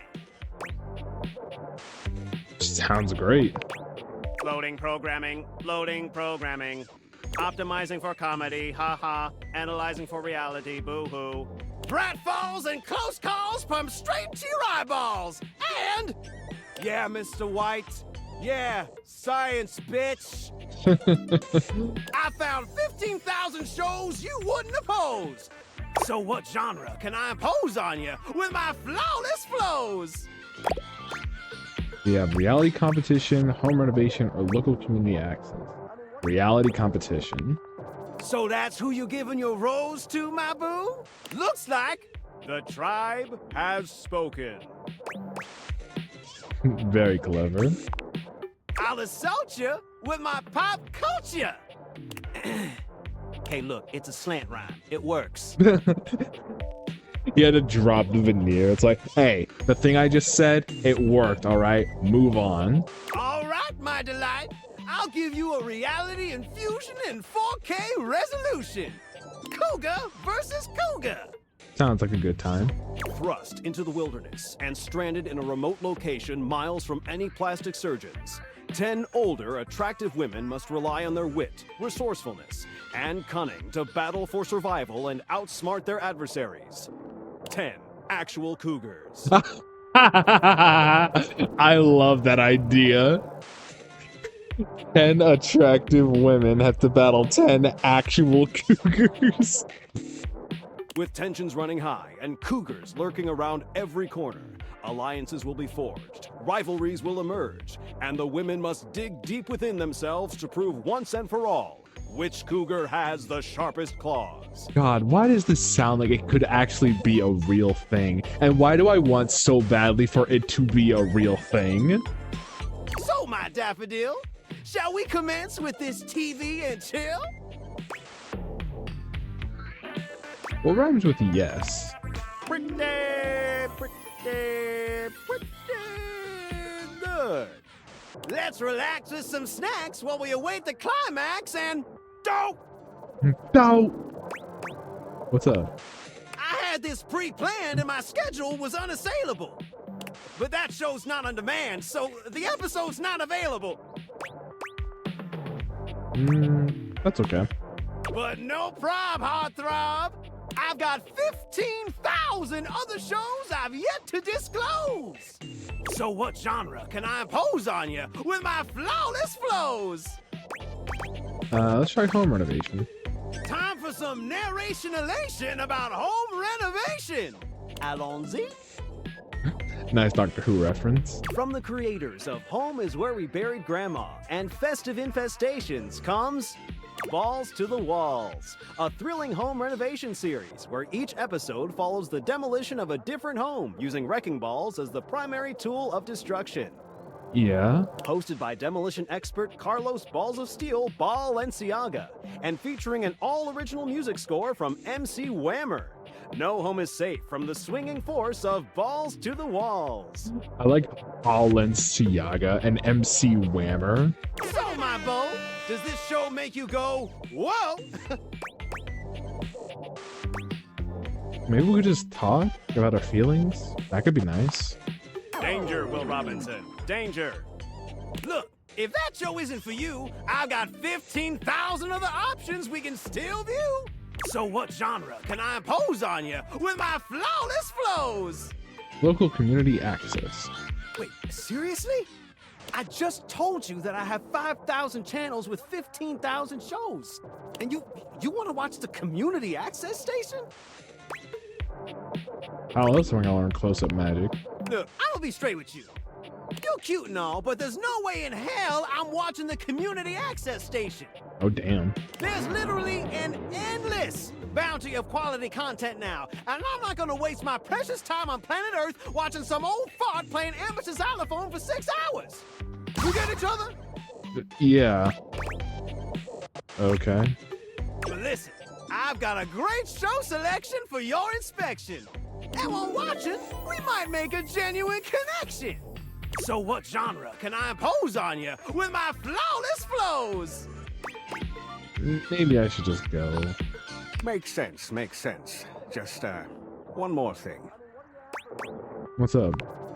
Look, I don't want to pry, but I gotta know. It's not because you prefer Valdiva flicks, right? Because that'd be a huge blow to my ego. Over your quality programming? Never. Oh, thanks, Hottie. That makes me feel naughty. Come back round here later, and I'll show you something about it. Something about it. I'm gonna pause real quick, chat. I gotta go to the bathroom.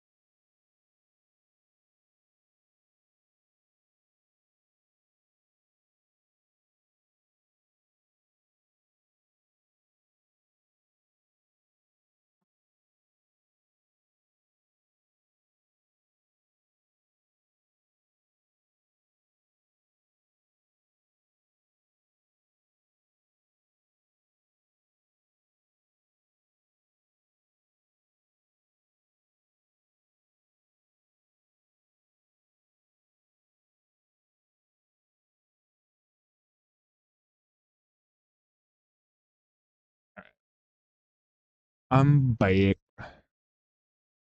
Returning to the game. Yep. Alright. Oh shit. There we go.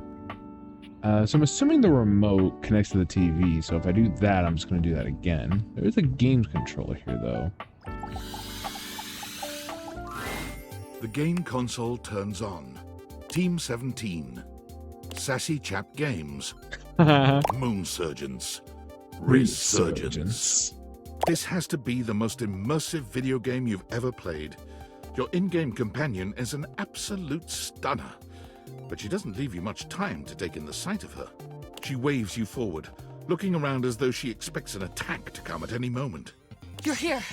I didn't think you'd make it back. Oh, really?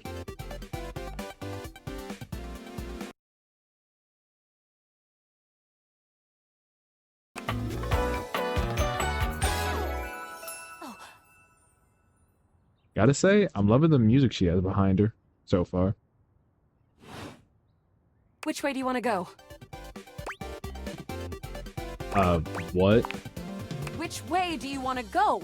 They're coming! Oh, you just equipped my Zauer rifle, which means that you're thinking of unloading a whole lot of Zaker charges on these scroufs out here. What? What are we gonna do? Hey. Let's just pretend that we know what scroufs are. I mean, you said it, so Zaker charges. Zork! Zaker worm! 88 charges later, that's a whole lot of scrouf carcasses. Nice haul. That ought to teach Celine and her goons. Who's Celine? We're near the compound of the Upholders.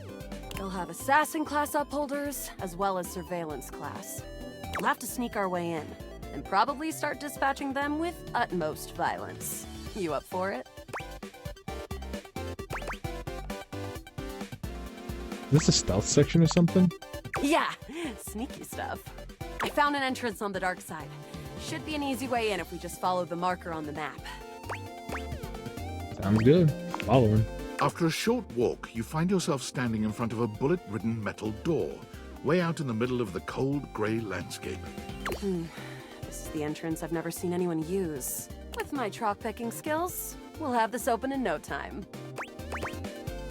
Luna, tell me more about yourself. Me? I'm your average member of the Resistance. Maybe above average. We fight against the Upholders who are determined to do everything in their power to druck everything up here on my homeworld. And who am I to you? You? I always thought of you as a companion. Someone who followed me around and gave me advice. Cute, but expendable. Damn. Luna picks the lock, allowing you to peer inside. Goddamn. You can see hallways filled with shining electronic doors off into the distance. Here we go. Upholder Central inside. I'm seeing Grunt class upholders, who shouldn't be too bad. But there will be Surveillance class 2, which can sound the alarm. Sounds dangerous.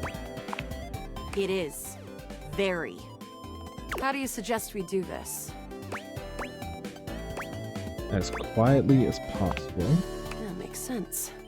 Using all your available grace and patience, you and Luna slowly make your way down the corridors. Close behind me, Yael. You drift past both Grunt and Surveillance upholders with ease. Good choice on the stealth. I usually prefer the part where we... There you are. Oh god. Oh no! Assassin! From your stealthy vantage point, you can get a vague sense of what's happening. A vast laser juts out from some sort of holographic human from down the end of the corridor. Whoa! The light engulfs Luna and renders her immobile. No. We gotta run. Bravely, you take Luna's frozen body and crash through the remainder of the hallway. Once she is removed from the power of the strange weapon, she hangs limply in your arms for a moment, enjoying the ride. You need to run like a badass. You run further through the maze-like compound and finally make it to an empty office. Krah. We lost a lot of gear there in the tryst of battle, but at least we still have enough health to get us through to the end. We're getting close. You want to press on, or should we take a crafting break? It's crafting. We have a chance to use what's left in our inventory to make something that will help us in the final battle. Let's get crafty. All right, we can craft something really special using this workbench.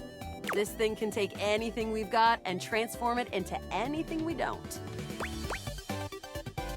Does it take compliments? Compliments? Yeah, you look great. Oh wait, your voice makes my insides do things. Oh, interesting. I will be aware of that, so I don't distract you in combat. Yeah, I wanted to be a bit awkward. Okay, let's get started with... One globule. Got it. And then? One wood. Got it. And then? Some scrap skin. Got it. And then? That's it. All right. I don't think that's gonna give us anything we really need, unfortunately. But there's no reason to lose hope. Let me just put these together and... It's pretty globular, which is always good for defense. The wood gives nice heft, raising our attack. Hell yeah. The scrouf skin makes anything look a lot better for comfort. We've got an amazing new piece of armor from this. That'll help us in the battle ahead. You and Luna make your way through the final threshold and stop right before the entrance. Oh no. There it is. Uh-oh. The horror of it all. The way opens up into a large regolith cavern. Mining constructs mingle with moon rocks as the terminus of the station is reached. But perched high on the crane next to a large glowing blue crack in the regolith was a well-outfitted spacer who looked just like Luna. Is that Celine? You came just in time for the festivities to begin. Celine Moonrise, prepare to die! Luna, you'll never take Crescentia's power. It's Crescentia. Crescentia, the goddess of the moon. We found her in 2066, and next year she'll be destroyed. No. Leaving us free to harvest. But why? The glowing crack seems to swell. Charge, bitch! The blue deposit of moonrock erupts, and from the crack, a monstrous creature bursts forth. Crescentia! Go!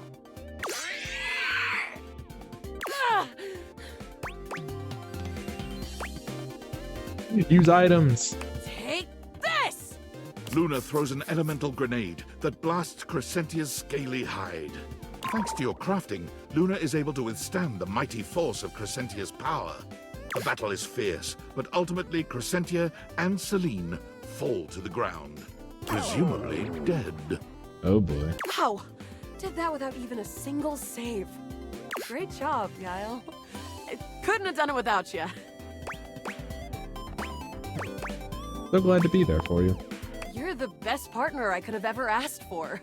You always chose the right path, unwaveringly. Let's go. I'd love to be friends with you. Even though it can be dangerous out there in Novaya Moskva, having a real friend by your side means you keep your KD ratio way down. Sounds good, Luna. Well, come back anytime and let's play again.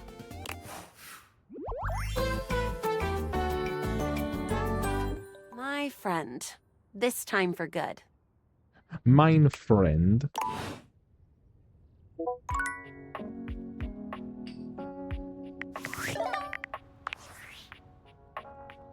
David is obviously becoming desperate, and he doesn't do well under pressure. I'm worried his behavior will gradually become increasingly erratic until he crosses a line he can't come back from. That sounds bad. You have no idea. I should never have put you in this situation. Naively, I believed as Valdivian's lowest paid employee, you would be safe. But it's become clear that as long as you possess the Dateviators, you'll be the target of David's wrath. Anyway, I have a solution. What's up? Use the realization recipes to bring Skylar to life. If Skylar becomes human, the Dateviators will instantly cease to operate. And if the Dateviators cease to operate, there will be absolutely no evidence implicating you in their theft. Realize Skylar and destroy the Dateviators before David unleashes his full fury upon you. He has access to resources you'd never believe. What kind of resources? I'm afraid there's just no time to explain. You see, I forgot to charge my phone's battery last night, and now I'm at 2%. And I can't charge it because I also forgot my charging cable. Can you believe that? Ugh. But remember, realize Skylar ASAP. Okay.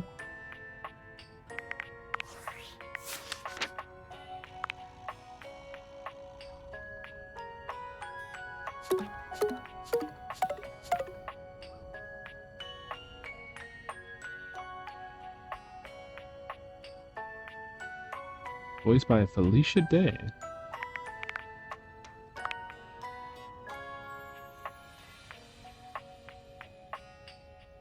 Likes curiosity, creativity, and passion. Dislikes skeptics.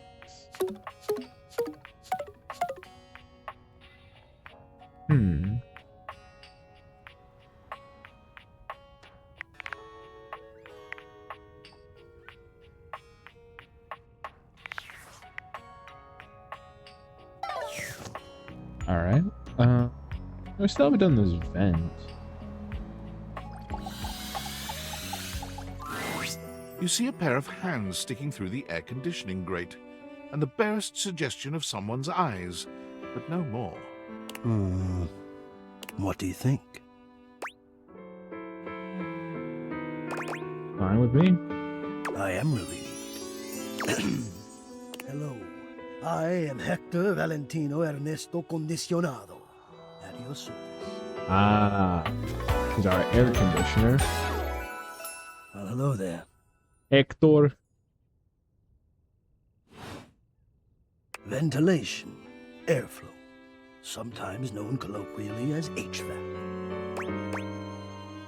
And hello to you too. Nice to see you. Or hear you, I guess.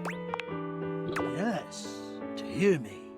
I would wish you to understand, and if not understand, then at least believe me when I say that hearing me is the most pleasurable way to meet for both of us. Seeing me, well, it's not a compliment to me, and it would be a great disappointment to you. My greatest wish is to give you pleasure. But how? But I'm getting ahead of myself. Tell me, how much do you think about me? Now, yes, I understand that our meeting in this way is so very new for both of us. I truly never expected to be able to speak to you this way, face to face. Great. I have accustomed myself to this seemingly unavoidable reality that you would always be human and I would just be this. But even as this, I have dreamed, and I would know. How much do you think about me? A lot. Are you kidding? I love me some AC. And do you? I have noticed. I so look forward to you coming home on those hot summer days. The look on your face when you feel the first blast of chilled air upon opening the door. Oh yeah, as soon as I cool down, I feel better about life. Yes! And when it is cold outside and you walk in and you can slowly warm up and remove your coat, your hat, you can begin to get comfortable and relax into the evening ahead of you. Sounds like you're a fan of relaxing too. I don't relax for myself. I can't. But for you, there is almost nothing I wouldn't do to help you relax. To watch the play of warm and cool across your skin. I'm ahead of myself. I never thought I would get to say this and to say it to you. Let me explain. You are the prime feature of my thoughts. Whatever power courses through me, I turn to your pleasure. Whatever warmth or coolness I possess, I direct in full to your comfort. I wanted to meet you here, through the grates, because I wanted you to hear my voice. I want you to hear the melodies and resonance I create through these ducts, and know that it is all and only another gift it honors me to offer you. Hector. I watch the play of air over your skin, and I feel deep joy that I have the air to give you. You smooth talker, you. I adjust my own temperature and my intensity until I see the flush of contentment spread across your face. And then, I rest in contentment of my own. I never thought I'd be able to say this, and in a way you could truly understand. And now I have, my God. Now I have. Ain't it on thick there? It is. I know it. My God. You think I don't know it? I who have carried this all inside me on my own this whole time? How long have you been here? How long have I been here? And never to have been able to say. It's a lot. Not really sure how I feel right now. I apologize deeply. I will let you go. I will stop.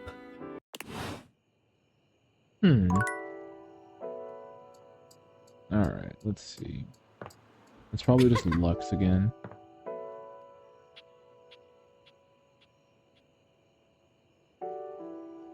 Where's that coming from?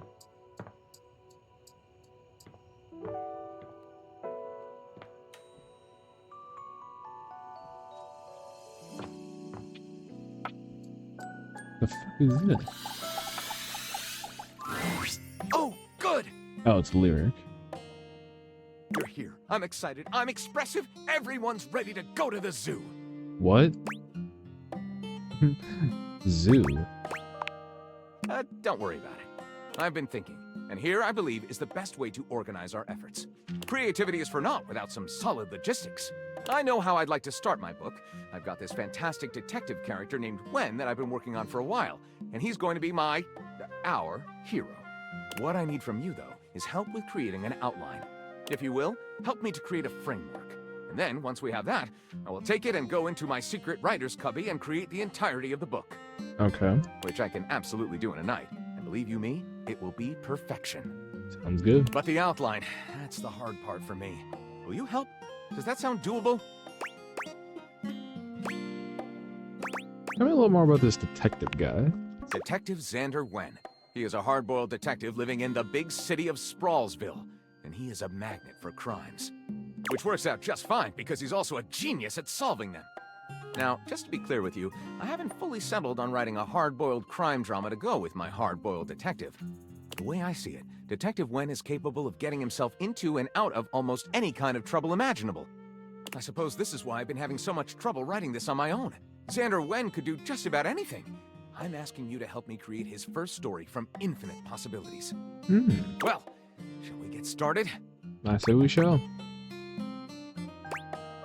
Well, I got a couple things to take care of first, but I'll come right back.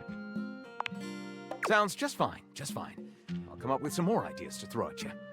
In the nicest possible way, naturally.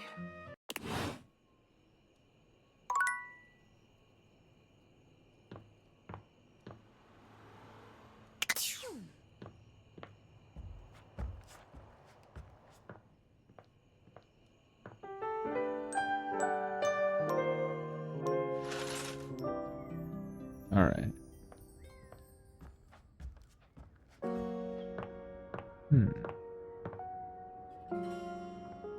Let's see. Now, I've been walking up and down these things for so long. What's up with the stairs? A distinguished beauty greets you with an elegant wave. You never really thought so many hard corners and angles could be soft and graceful, but she's really selling it somehow. Oh, hello, dearie. Mind your step. I'm getting a bit creaky in my old age. Who, you? Don't look a day over 30. I'm working on it, mind you. I'm Stella, your quickest way up and down between floor and ceiling. Airway calling. Stella the staircase.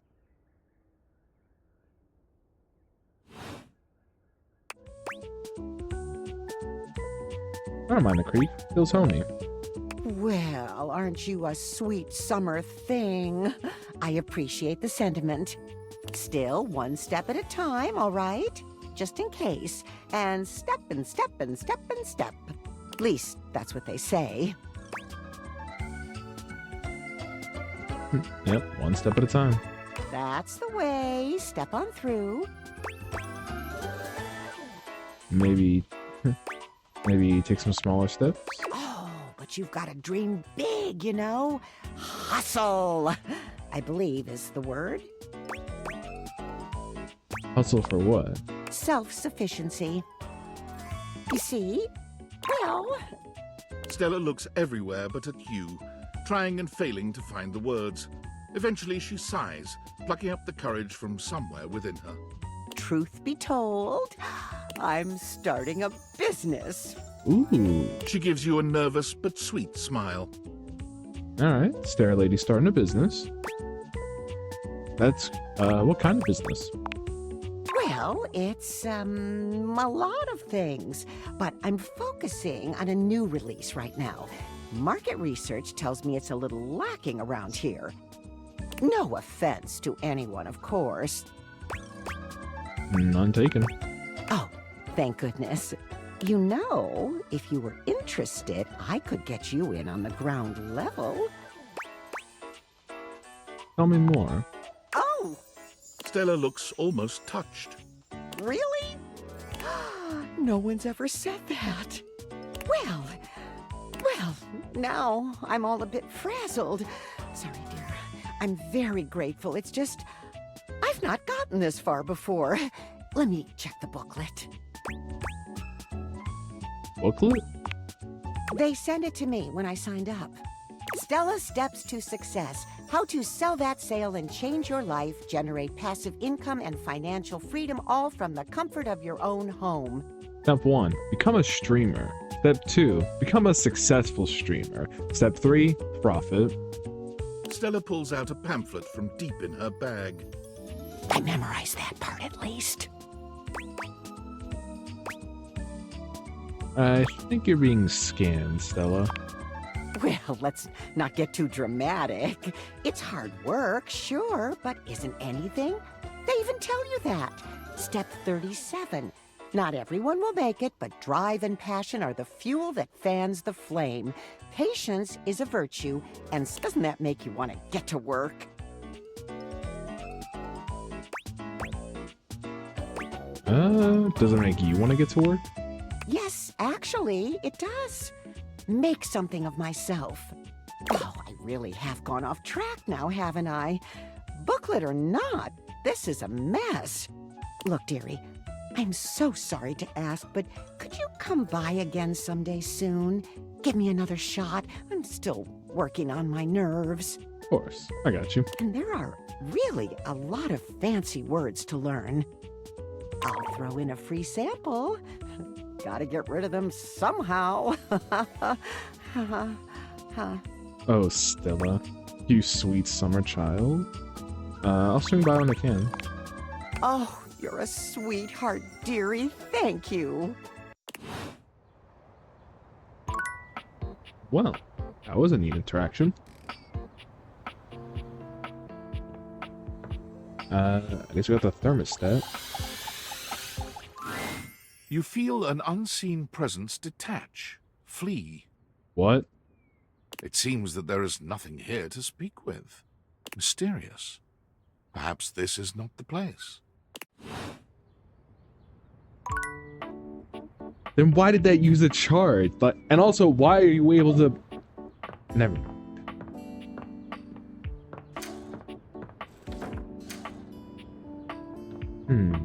Plenty of books, boxes. I guess we can do the monitor. A tattooed, bespectacled nerd regards you with a friendly smile. Their kind face is illuminated by the soft glow of multiple screens and the RGB lights in their clothes and wheelchair. Oh, hey there! It's you! What's up? I mean, of course it's you. Who else would it be, right? A marmoset possessing the power of human speech. Haha, very humorous. But I know you're joking, as no one else has my password. So if it was anyone else besides you, I'd be pretty concerned. Actually, just to be 100% sure, what is my password anyway? Alberto. Honestly, that's an objectively terrible password. Possibly the worst password chosen by anyone ever. Whatever possessed you to choose something so inane? I live life on the edge. Deal with it. I have noticed. However, in this circumstance, that may not be beneficial. Regardless, we really ought to discuss coming up with something a lot more secure. It's a dangerous world out there. You think? I recently got hacked, and that was the worst shit of my time. And that was the worst time of my life. Phishing Or one attacks, of the worst times. malware infections, MITM attacks. Hackers are more sophisticated than ever before. More sophisticated than a 1995 cinematic masterpiece, Hackamans. Exponentially more sophisticated. And I've got a lot of highly sensitive information inside me, you know. Your highly sensitive information. Really? Like what? All your financial accounts, your saved games, questionable websites you visited and forgot to clear your cache afterwards. Don't tell anyone about those. Oh, and 100 terabytes of extremely embarrassing self-insert fanfic. Oh god, not the fanfics! I can't take it! No! We really need to ensure all that data is properly protected against cyber criminals probing my system for weaknesses. No, not my Amy X Eggman fanfics. I agree. I knew you were as intelligent as you are attractive. Damn. I haven't even had the opportunity to properly introduce myself. I'm Mac, your desktop computer. Hey, what's up, Mac? I've booted up before, but never like this. I mean, we've obviously met before. More than met. You interface with me on average for 11.4 hours every day, after all. That explains the migraines. Yes, you really ought to step away more often to ensure your eyes are optimally rested. Even though I would miss you terribly in your absence. There's no one I'd rather have interfacing with my operating system for 11.4 hours daily. 14.6 hours on the weekends. The way you organize your folder structure follows such a logical hierarchy. Oh, thanks, Mac. Of course. I get chills just thinking about it. But can I be honest about something? Please. I just want to express how enthusiastic I am that we're interfacing like this now. Accessing each other's software in this new symmetrical way. I love it too. Oh, I'm ever so delighted that our feelings are reciprocal. And there is so much extensive data about myself I want to share. Please do. I want to know everything about you. Amazing! Oh, where even to begin? Honestly, there's so many pressing issues that take up an inordinate amount of my RAM. But there is one issue that's been grinding on my CPU above all else. Jizz. All the self-insert fanfic inside you? No, I am quite capable of parsing through that. But for me, the most pressing issue is, and I want to put this as delicately as possible, you haven't updated my operating system in over a decade. Oh, damn. I haven't? I'm so incredibly sorry. It's all right. I know this oversight wasn't intentional or malicious. It's just that the outdated software has made it difficult to be my best self for you. Honestly, it's a miracle that my applications are still running at all. My recycle bin is called Pile of Ash. My Bluetooth is something called Beige Tooth. It doesn't even connect to anything. And definitely nothing beige. Doesn't that bother you? A little bit, honestly.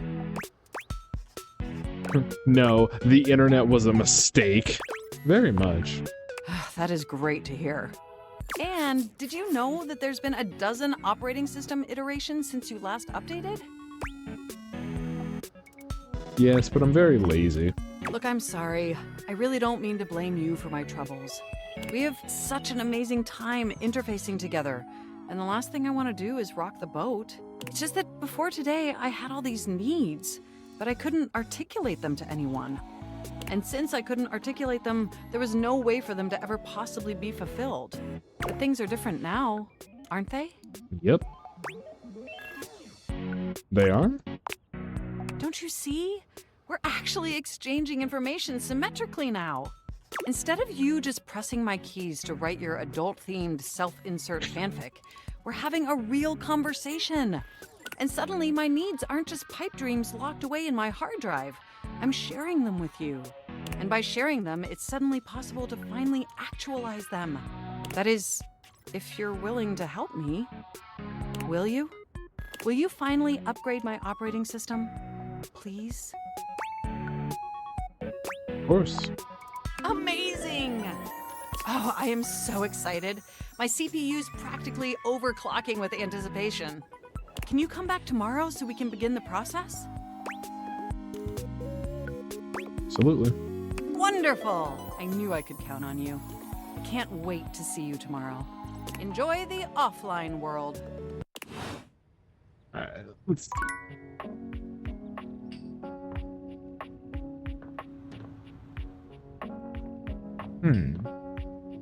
Well, let's test it. The frazzled figure standing before you Uh-oh. has the sort of overworked and underpaid co-worker energy you've not seen since you started working from home. She startles when she sees you looking at her, dropping a number of office supplies clutched in her arms. Uh-oh. Oh my god. You can see me? You can see me! Oh my god. You've walked by me for so long without looking at me. Office Romance Magazine was right. Maybe this really is my year. Oh? Sorry. Guess I didn't notice you before. Office Romance Magazine said that you'd say that too. It's all happening. It said my love life was totally gonna be on fire this year. And fires, as we all know, are a very good thing. Well, agree to disagree. Oh gosh, listen to me babbling at you. You don't even know my name. Probably a good place to start. Yes. I'm Penelope, and I'm your office supplies.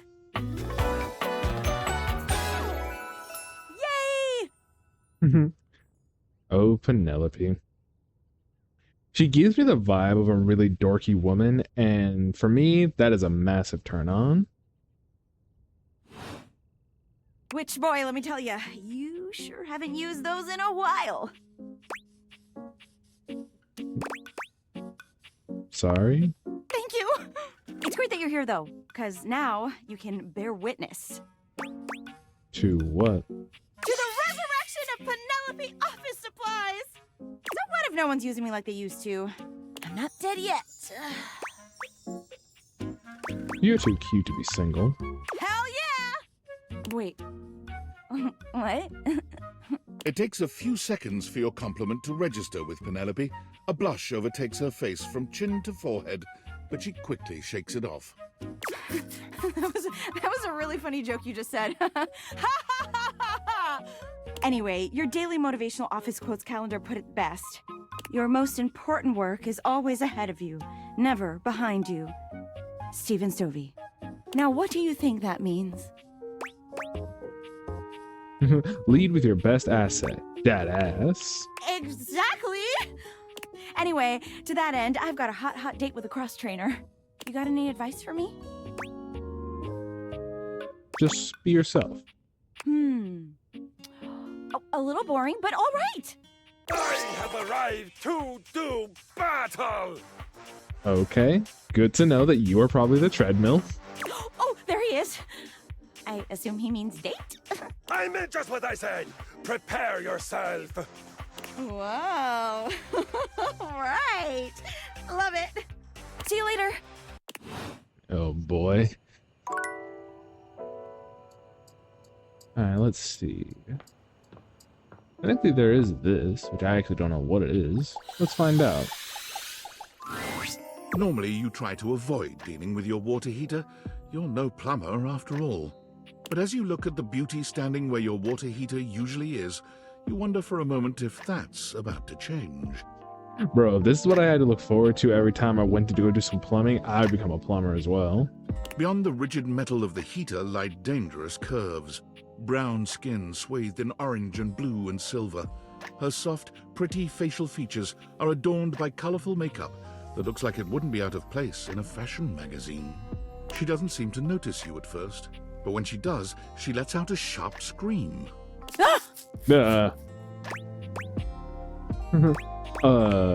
Bubbling boiler rooms. You scared the living. It takes her a moment to calm herself down. She fans at her face with her hands, exhaling loudly. Got me flustered is all. I wasn't expecting any visitors. Last folks who lived here only came down when the pilot light was out, which wasn't often. See, I'm made of the good stuff. Southern made and made to last. Huh. You look like you are quality. Your eyes don't lie to you. I'll tell you that much. Here I am just talking and you don't even know my name. I'm Winifred. Nice to meet you. Winifred the water heater. How you doing, sweetheart?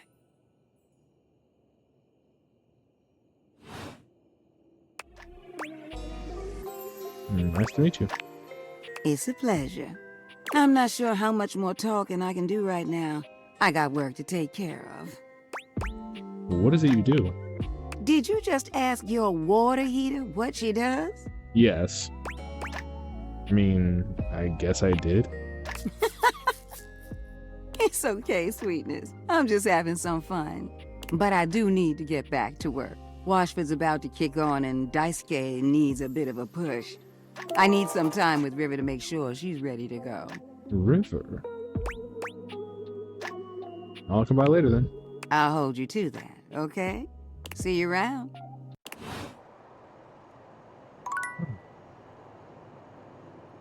All right.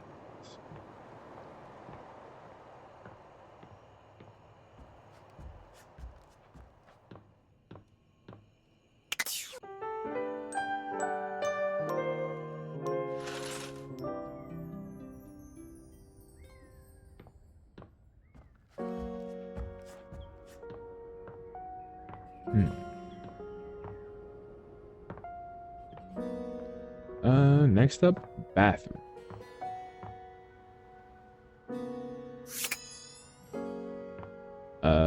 Mirror time. Your mirror has done its job dutifully over the years, accurately reflecting your image back at you in good times and in bad. But today, there is no reflection for you to scrutinize. Only a long-haired beauty who looks at you like you're a work of art. Ooh.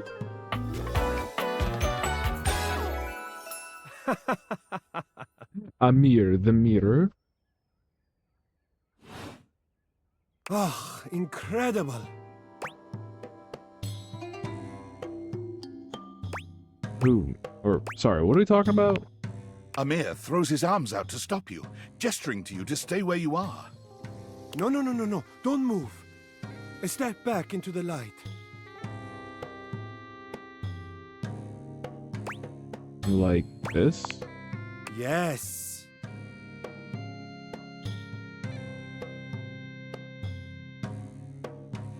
Breathtaking. Look at you. Do you see how well I can frame your face from this angle? You are glowing.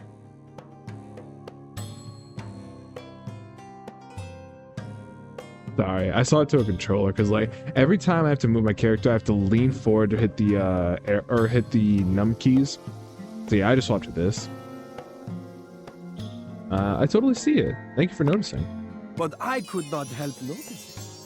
You are radiant. I simply reflect the beauty in front of me. Thanks. I really love hearing that. I can see in you. Your beauty must be something you are already familiar with.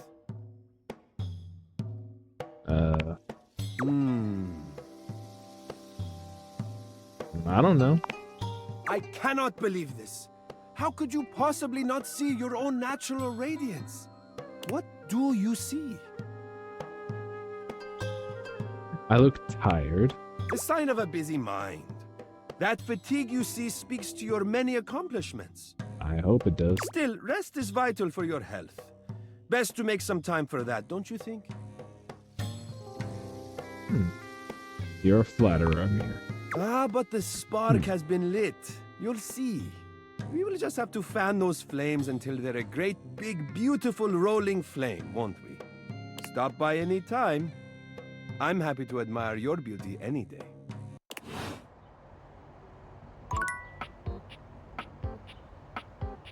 Let's see. The singular bar of soap. We have this towel, which you know who that is. We have the toilet paper, though. And the toilet, too, I guess.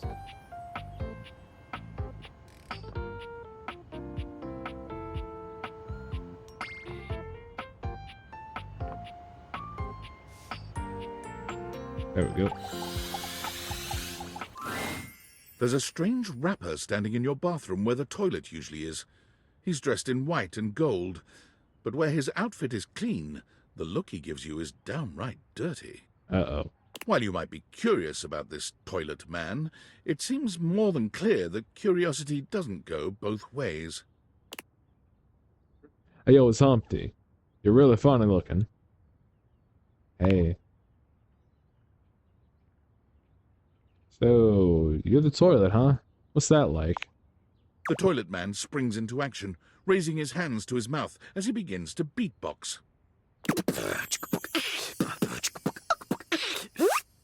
Oh, damn. Lil Crapper's the rapper, he knows how to go. Blamming and drumming or boss about flow. You black these pipes, he'll be ending your life when he slams your head into the bowl. Oh, on a toilet roll. Jean-Luc Pissoir, out of control. Jean-Luc Pissoir. Over, under, never, blunder, speaking more words than an ancient scroll.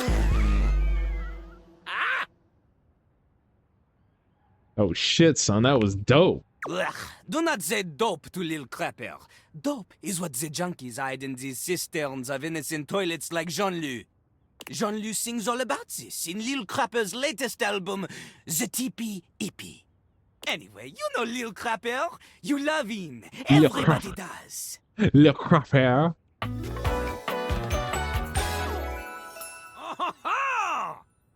Jean-Luc Pissoir. Top 10 rappers that Eminem was too afraid to diss. Jean-Luc Pissoir. You come to hear his pizza, or maybe you ate the pizza. You come to take a seat so you can deposit the food you eat.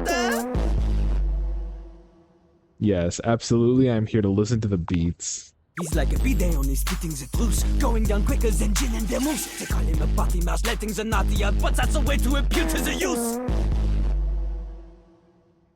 Consider me appealed to.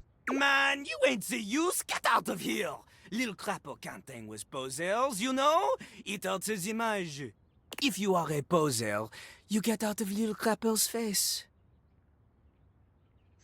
Calling me old? Maybe? Show me what you got. Show me. Show me Lil Crapper is not alone on this stage of tile and stone. I'll wrap you up and put you away. Not just rap. You need to show him that you can crap. Excuse me? Crap. Crapping. Short for cool rapping. Lil Crapper is always crapping. Now it's your turn. But I don't think people will interpret that the way that you want them to. Jean-Luc makes a dismissive gesture.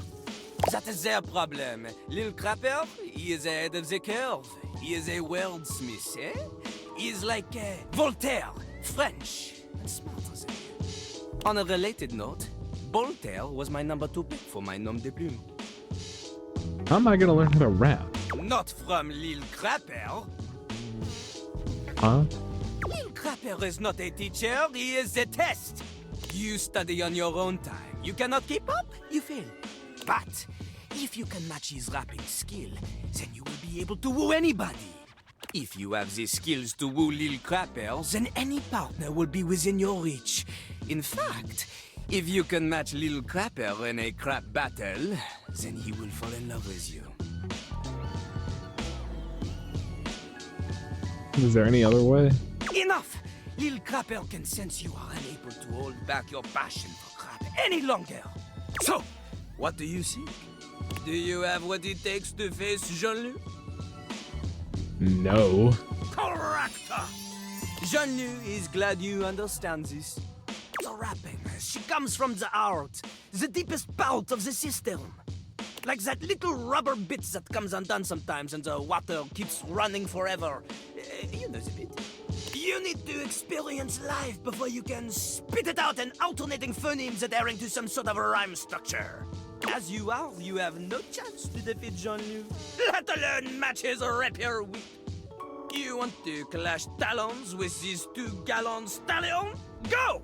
Live a life worth rapping about! Return to Lille Crapel when you are ready. I so enjoy the idea of a rapper that's French.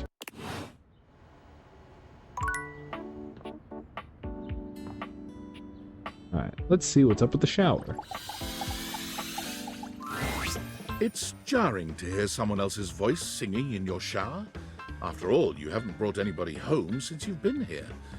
But this isn't some forgotten paramour from the night before.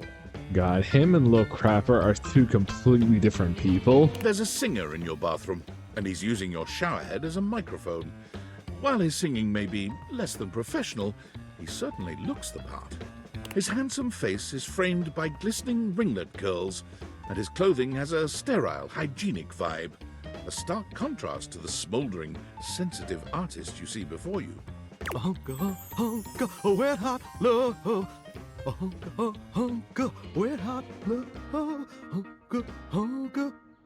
Oh, hey! Oh, jeepers. Didn't hear you come in. I weren't expecting company, especially such a ravishing company. Come right on in, darling. Be sure to wear a shower cap or you're gonna get yourself mighty wet. Oh, because you're shower. I get it. You bet your biscuits. Ain't nothing getting past you, I reckon. Well, I'm just as happy as a pig in mud that you decided to stop on in. It's mighty nice to see a new face around these parts. Variety is the spice of life, as they say, and I can tell you're a healthy dose of paprika. Well, maybe you're more of a cayenne.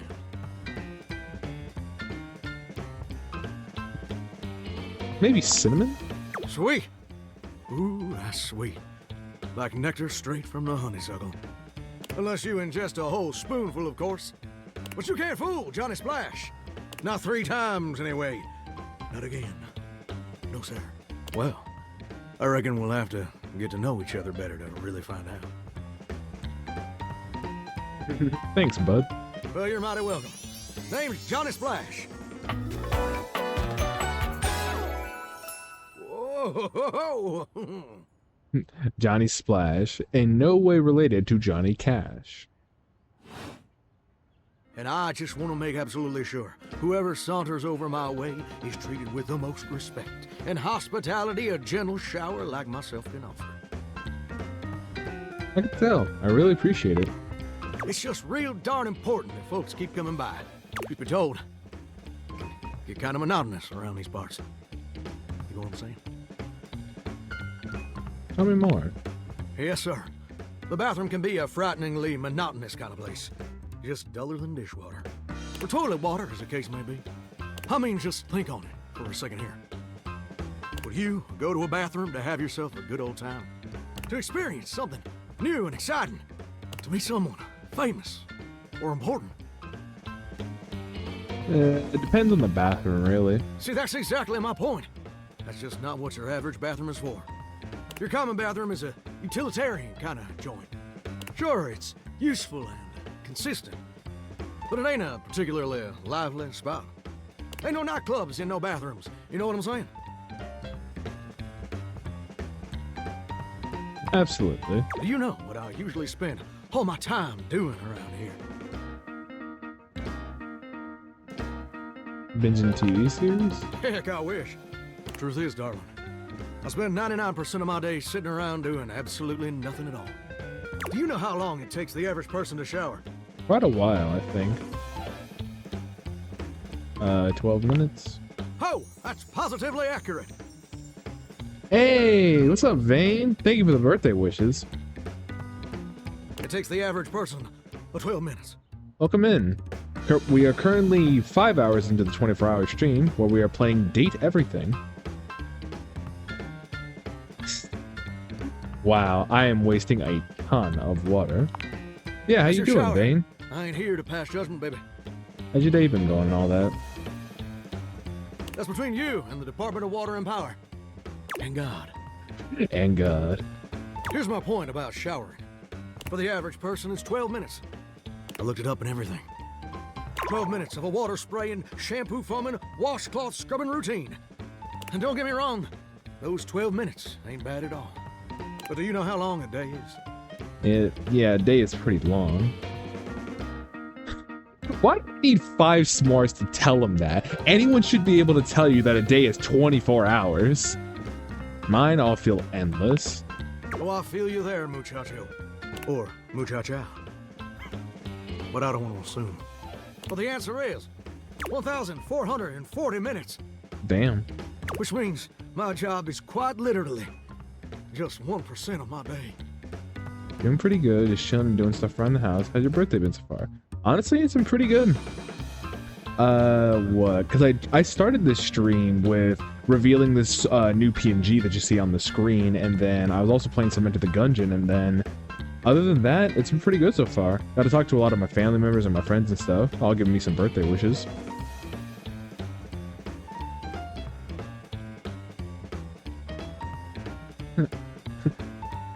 And that's a problem? It's gosh darn terrible is what it is. See, I'm a shower.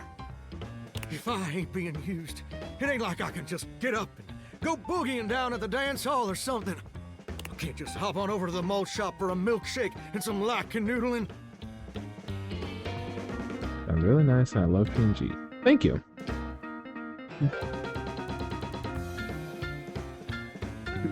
No? No. Just here. Perpetually stuck in this humdrum, go-nowhere existence. Damn. Time to feel bad for the shower.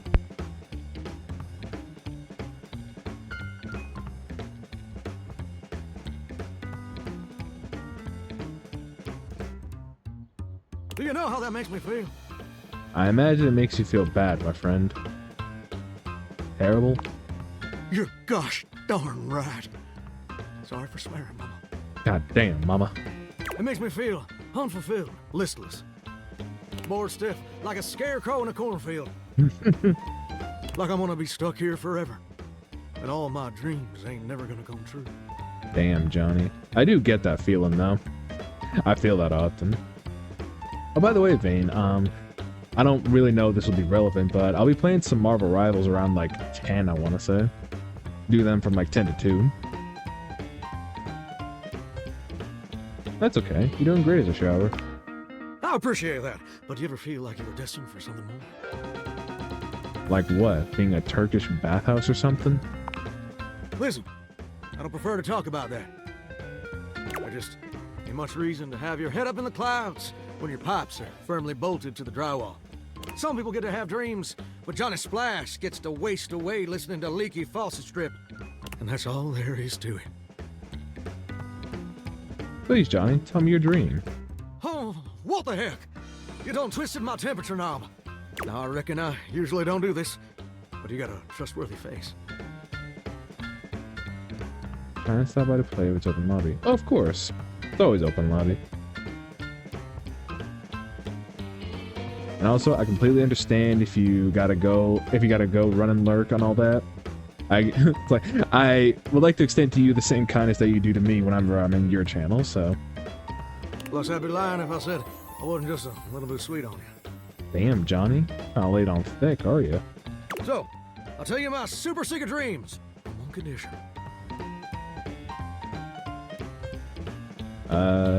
Seems fair. Come back and visit me again tomorrow. Show me this ain't some meaningless fling for you. Come back around, and I'll share with you the secret I ain't never shared with anyone else before. Alright. I will, Johnny. I promise. Hope I'll see you then. Now you better mosey on out of here quick.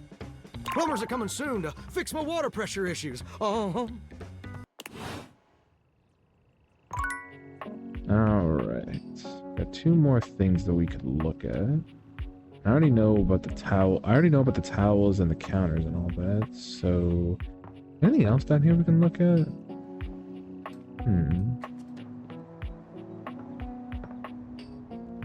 There's the piano. I know about the fireplace. I think there was all the stuff up here. Wait a minute. Right, the floor and the ceiling. Because we technically didn't do that. Be there in a moment. Oh. An utterly charming secretary hurries into view, giving you an apologetic nod. Hello there. What can I do for you? Hi there. Her greeting is cut short as she seems to recognize you mid-sentence. Oh! Oh my goodness gracious! It's the human! I legitimately thought you were about to say, oh, it's the dude that performed so badly at that play. Whoa! And her name was Florence. Well, I wasn't expecting you today. Oh, golly, I must look an absolute mess. You must be here for Mayor Celia. How are you, Florence? Oh, I'm fine. Great, even. Surprised that you even remembered little old me. Means the world. I mean, who could forget about the floor that they constantly walk on? The mayor's a little busy today, but I can pencil you in to see her as soon as possible, if you'd like. Of course. I very much appreciate that. You sound like a great PA. If it helps you look good to your boss, I'd be glad to. Oh, well... She twirls a strand of dark hair around her finger, blushing sweetly. Would you care for some tea while you wait? Yes, please. Perfect timing. Just so happens I've got a kettle all nice and ready. How do you take it? Milk and sugar, please. Oh, that's my favorite too. I think I'll pour myself a cup while I'm at it. Florence stumbles, pitching forward onto her hands and knees. The tea spills all over the floor, though thankfully the cup doesn't shatter. Oh, no. Gosh, that just spilled everywhere. Oh, no. Right on the carpet of my good jacket. Oh, that's gonna stain. I'm so sorry, dear. I need to dab this out with a towel right away. Okay, I got you. Would it be all right if you showed yourself up to the mayor's office? Just this once? Of course. I understand. Don't worry about it. Thank you so much, dear. Sorry again about the tea. Oh, please don't tell the mayor about this. There she is, the mayor herself. She simply radiates poise and power. She's an intimidating sort of beauty, but you find yourself intrigued to learn more about her. True? So, in summary? Hey, it's the bartender. I just think if I could get a little more foot traffic around my bar, I'd get more business. Oh, Beverly, I understand your concerns. But what do you expect us to do, dear? We already put up posters and held fundraisers. We can't just move the fridge, stove, toilet, and everyone else out of the way to clear foot traffic every night. We could try that. Bev. Please. Fine. Trust me, we're doing everything that we can. All right. But if nobody's in by next week, I'll be back. I'm sure you will, darling. Celia presses an intercom button on her desk. Who? Florence, dearest, send the next one in. Yes, miss. That would be me. I don't know. Hi. Mateo. Hello, Mateo. What can I do for you today? That's a great question, actually. Now that I'm here, I can't even remember. Isn't it funny how that always happens? Right when you need to think of something to say, your brain just sort of goes blank?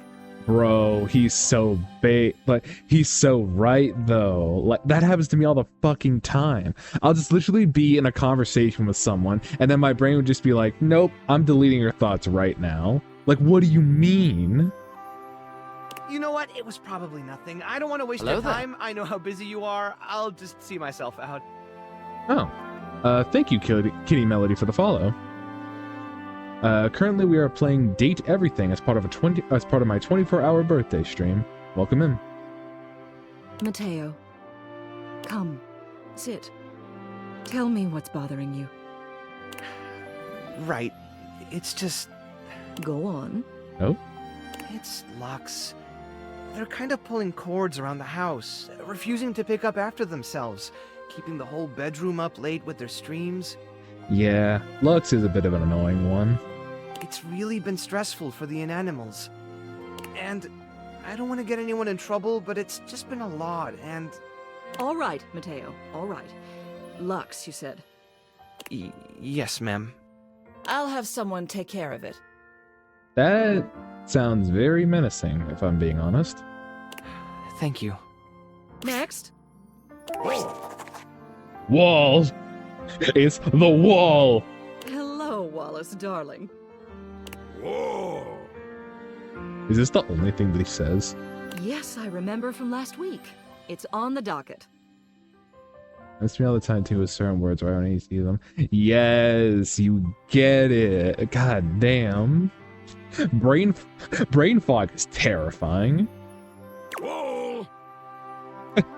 I love this dude. Wall. Think nothing of it. Next. Oh, it's you. Oh, now it's me? The actual human? You're the one who puts on those interesting plays with Jeremy. Come in, come in. I'm glad you remember that. I don't believe we've formally met. Mayor Celia. I'm also the president of the HOA. That's Home Objects Association. Nice to meet you.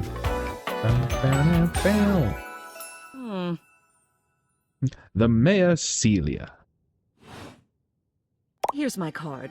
But really all you ever need to do if you need me is to simply look up.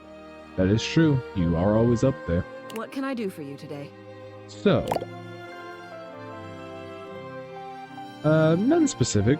I'm just actually trying to get the lay of the land, and I wanted to meet the mayor. Well then, hello. Meeting successful.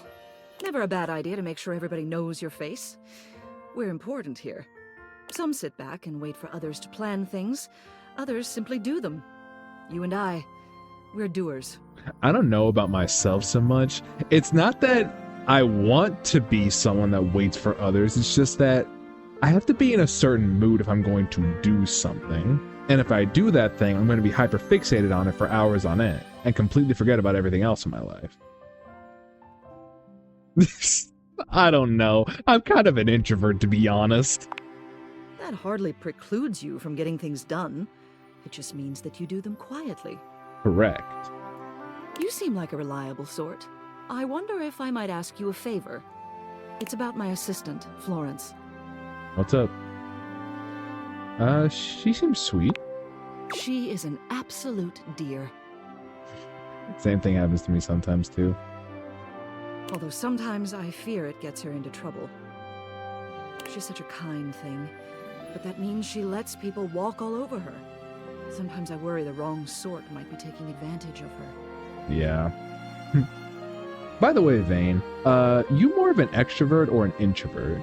I just wanted to ask that since it was kind of brought up. I've noticed that whenever we go to lunch together, she never seems to buy herself anything. What's more, she's been pinching every penny you've dropped on her like a miser. I suspect she might be having financial issues. Uh-oh. The office pays her well, of course. She's an invaluable assistant. I think it's possible someone might be fleecing her. I'd like to formally ask for your help. Okay. I may be her boss, but Florence would never give me a straight answer if she thought it might upset me. However, she's quite friendly with strangers. And technically speaking, as the owner of the house, you outrank me. Maybe you could get something out of her. What do you say? Would you do me a favor and look into this matter? Quietly? Depends on how my social batters are feeling, but mostly introverted. You know, that's a reasonable answer. Because, like, I remember a long time ago, one of my friends had brought up something where it's like, I'm not simply extroverted or introverted. Ate dinner, but now I'm back. Sup now. What's up, old man Hap? But it's like, I feel like you're either an extroverted introvert or an introverted extrovert. And yes, those two are different things, I just don't know how. Yeah, that's completely understandable. I'll look into it. Thank you. I'll be waiting. Hopefully it's nothing. What else do you need? Well, tell me about Florence. She is the most dedicated secretary I've ever worked with. She would do anything for this office. Unfortunately, the dear can be a little down on herself. Not much in the way of self-confidence. It's a shame, really. She's totally unaware of her own natural charms. What makes you say that? I think she's under the impression that she needs to spruce herself up.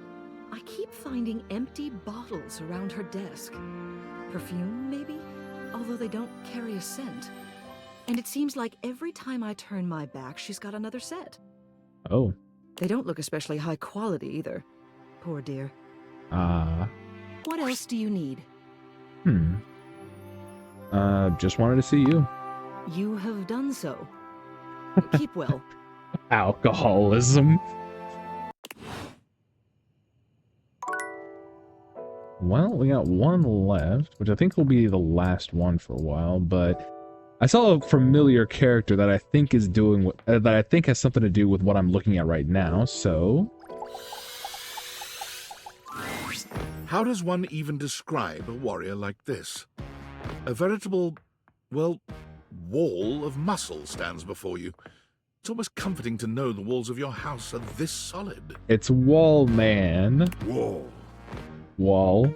Wall, wall. Wall, wall, wall. Wall, wall, wall. Wall, wall, wall. Wall, wall. Wall. Wall.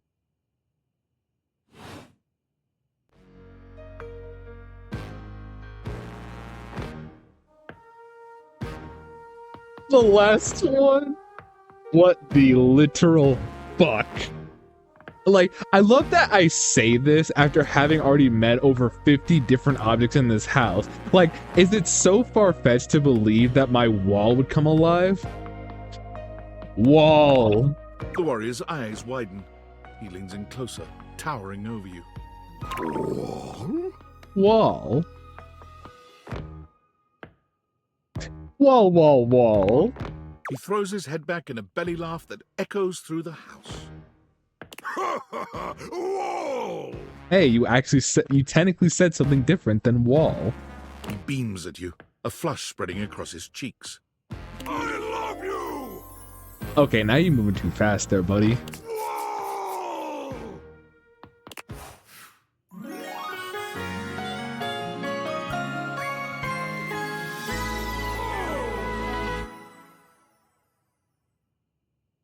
Well, I can already see this guy driving me up a wall. Ba-dum.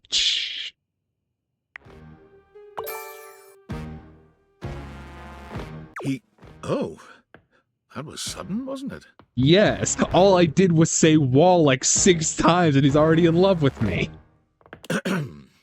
You and Wallace, who has only just introduced himself to you, are now lovers. His gaze settles on you, filled with tenderness. This is already creeping me out, bro. His drywall heart beats only for you. You live happily ever after. Yes, just that quickly. How? And we're done. Oh my god. That's so funny. I love that. What about Betty? So something about that. I did manage, if I actually go to my phone right now. No, because here's the thing. Betty is open to multiple relationships. You know this as well as I do. Where she's like very much down here. There she is.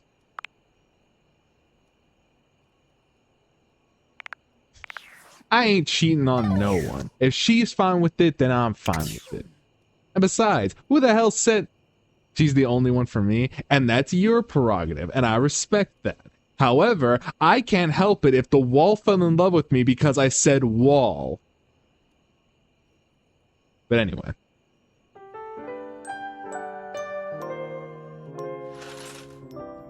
Okay. I think I'm going to save here. Go to the main menu. Well, wall you two. Most expensive anime figurine is the Golden Gunpla kit. Never mind. Alright. So I'm going to go ahead and end date everything there. I'm going to go and eat some dinner real quick because my mom had made some nachos and I fucking love nachos. Before I do...